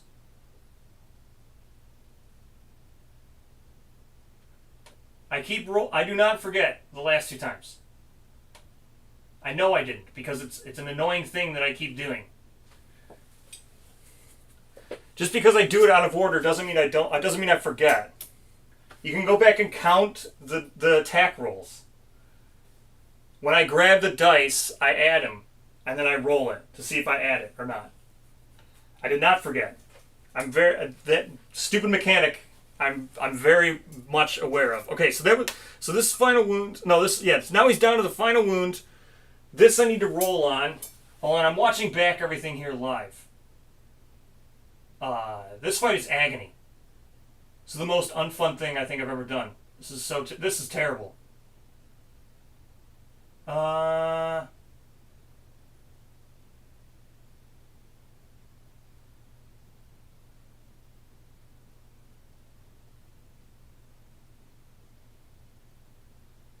Didn't I roll with 4?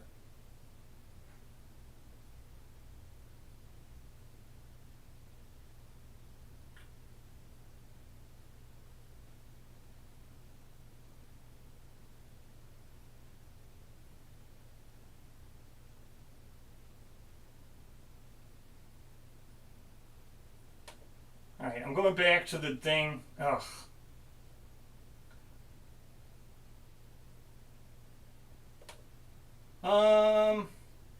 Hold on, I'm going back. I'm looking at the dice roll.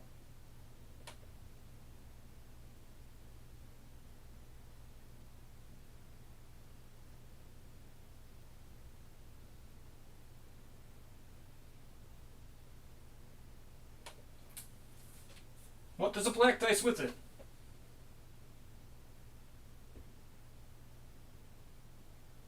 I just went back and looked. There's a black dice with the three.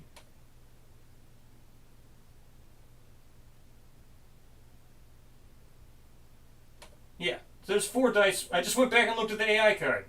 There's 4 dice I rolled.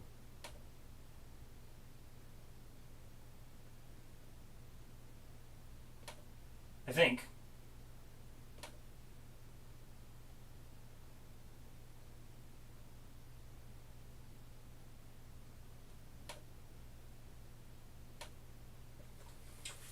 All right. I can't. It's too long. I can't find the exact spots. But fine. I'll roll another black dice. So an 8. So who got attacked last time?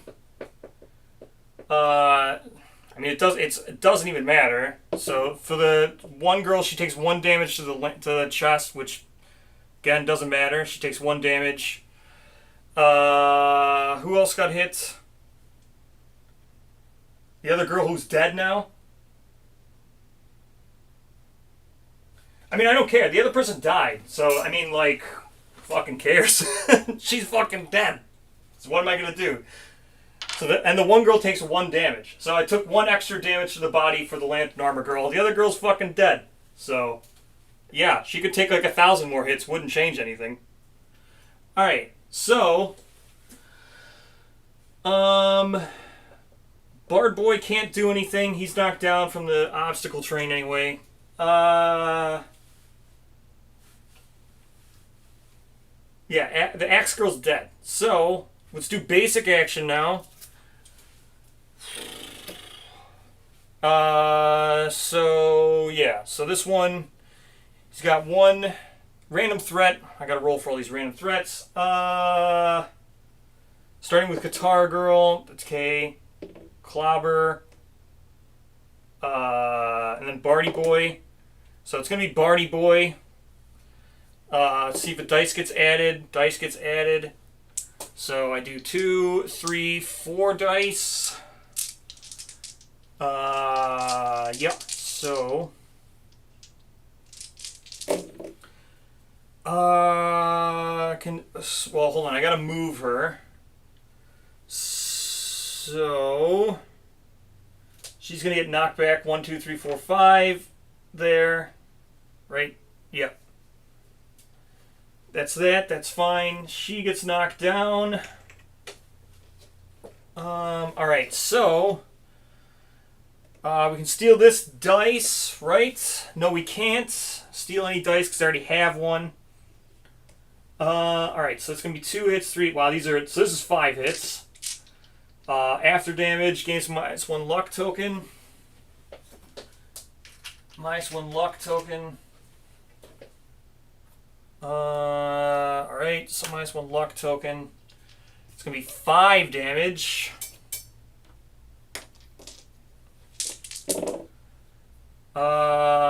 So 2 to the head, it's fine. 1 to the body, that's fine. What was that? Bring it down. Yeah, so 3. 1 to the body, 1 to the feet. Last one, extra, back to the body again, it's fine. 1 to the body. Alright.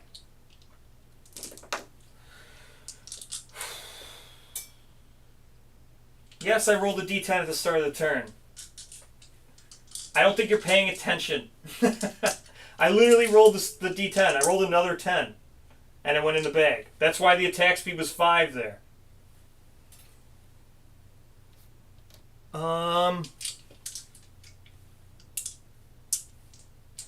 Yes, it's a 3 speed attack. There was 1 in the dice bag from the previous wound attempt.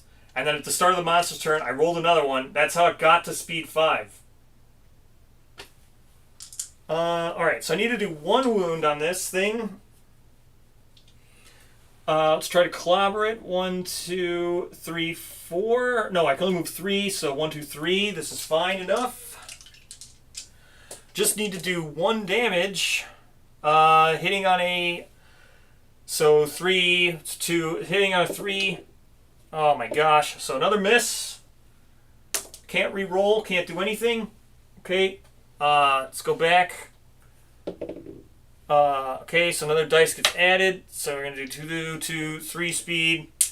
It's going to random target. So here we go, random target. So Guitar Girl. So 2. Clobber. Okay, Barty Boy.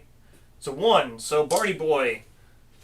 This time it's just going to move 1 space. There we go. Attacking Barty Boy. 4 speed on Barty Boy. Barty Boy can steal. So Barty Boy will steal this. This is a miss on Barty Boy. And 2 hits. So one of them gets eaten by Song Camp. Yeah, Singing Camp. So 1. Let's roll 1 damage. I'll just dodge it.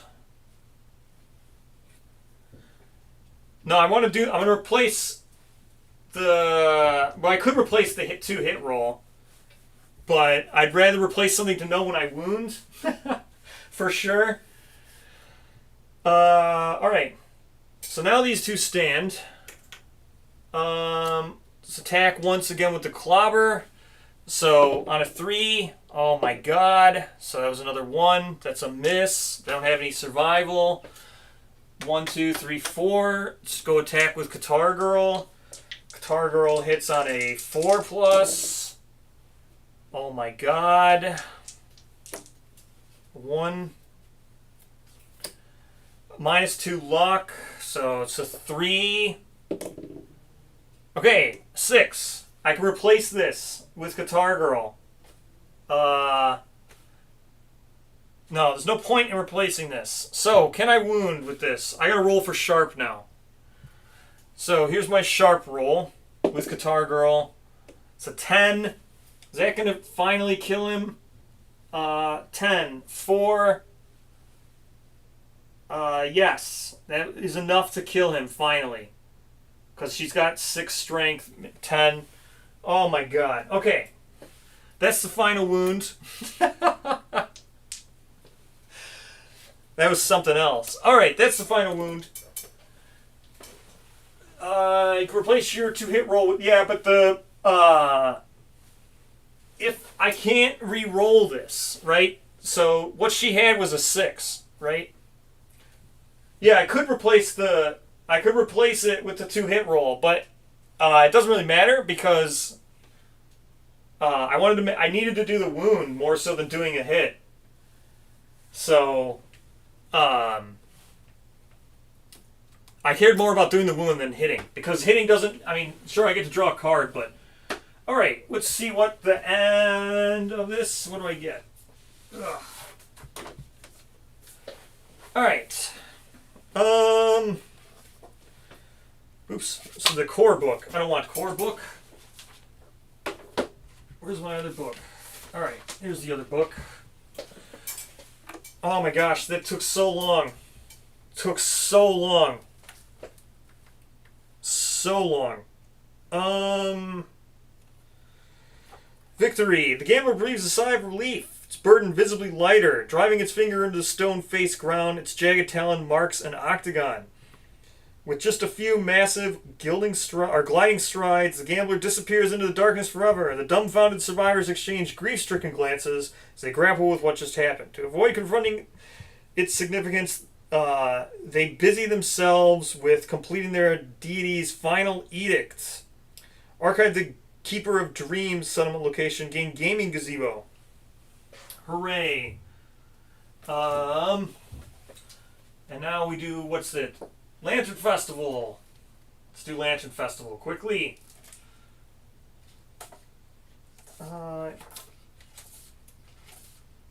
Logistics of Death. Nope, Lantern Festival. Limitless King. Lantern Festival. Life and love are fleeting. The bedrock of the settlement is shattered. The survivors come together and decide to reject despair. Their laughter and light will shine in the darkness. Survivors decorate the settlement and celebrate. Then they rest.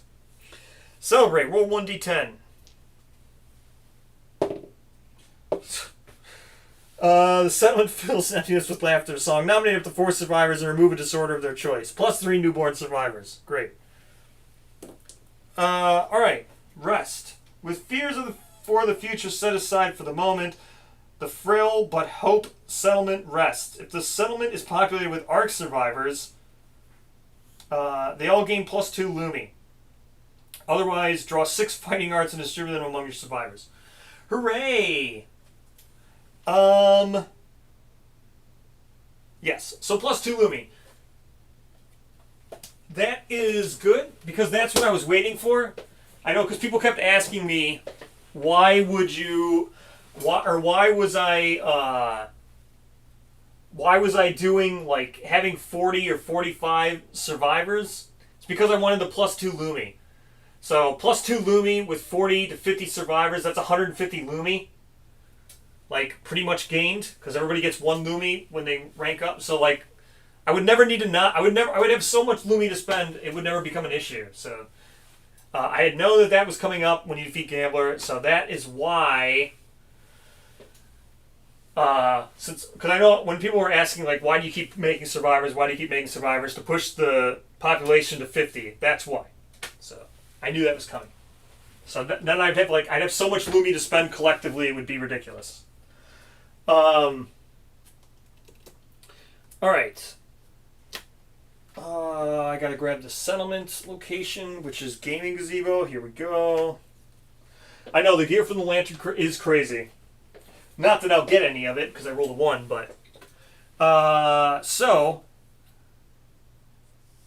here's the gaming gazebo is basically just the oxidation, which is you can change to these things. But we need a game master, which would be getting a 1 when you roll here. Game master is quite crazy. Game master is really cool, but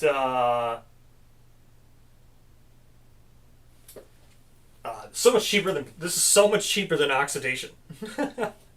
This just costs 1 black lichen, so it's crazy. Anyway, that is that. That's Gambler. No time for King. Curious what the... Yes. I basically don't really know what the deal is with the Gambler. I've got theories on it. And I've been talking to some of the lore people from Lantern's Reign about it. It is something that we cannot come to a conclusion on. Yes, the divergent rank is crazy. We could all do that. Anyway, remember, I am starting a new settlement because I just wanted to fight Gambler on stream because, as I said, this weekend I will be recording reviews of Gambler's Chest, and I wanted to be able to talk about Gambler. Wanted to be able to talk about King too, but I don't know if I'll have time for King. Maybe I will.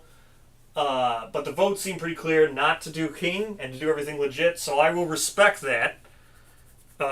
Should still be fine. The guests I have who are recording with me can definitely speak to King and God Hand. I know they can for sure. I have seen them play it. I've seen them play multiple versions of it, so I know they can speak to it. I know they have tons and tons, but they probably have equivalent amount of hours as I do in Gambler's Chest. So I know they'll be able to speak to it, and I'll be able to speak to it from someone who doesn't cheat and dislikes it.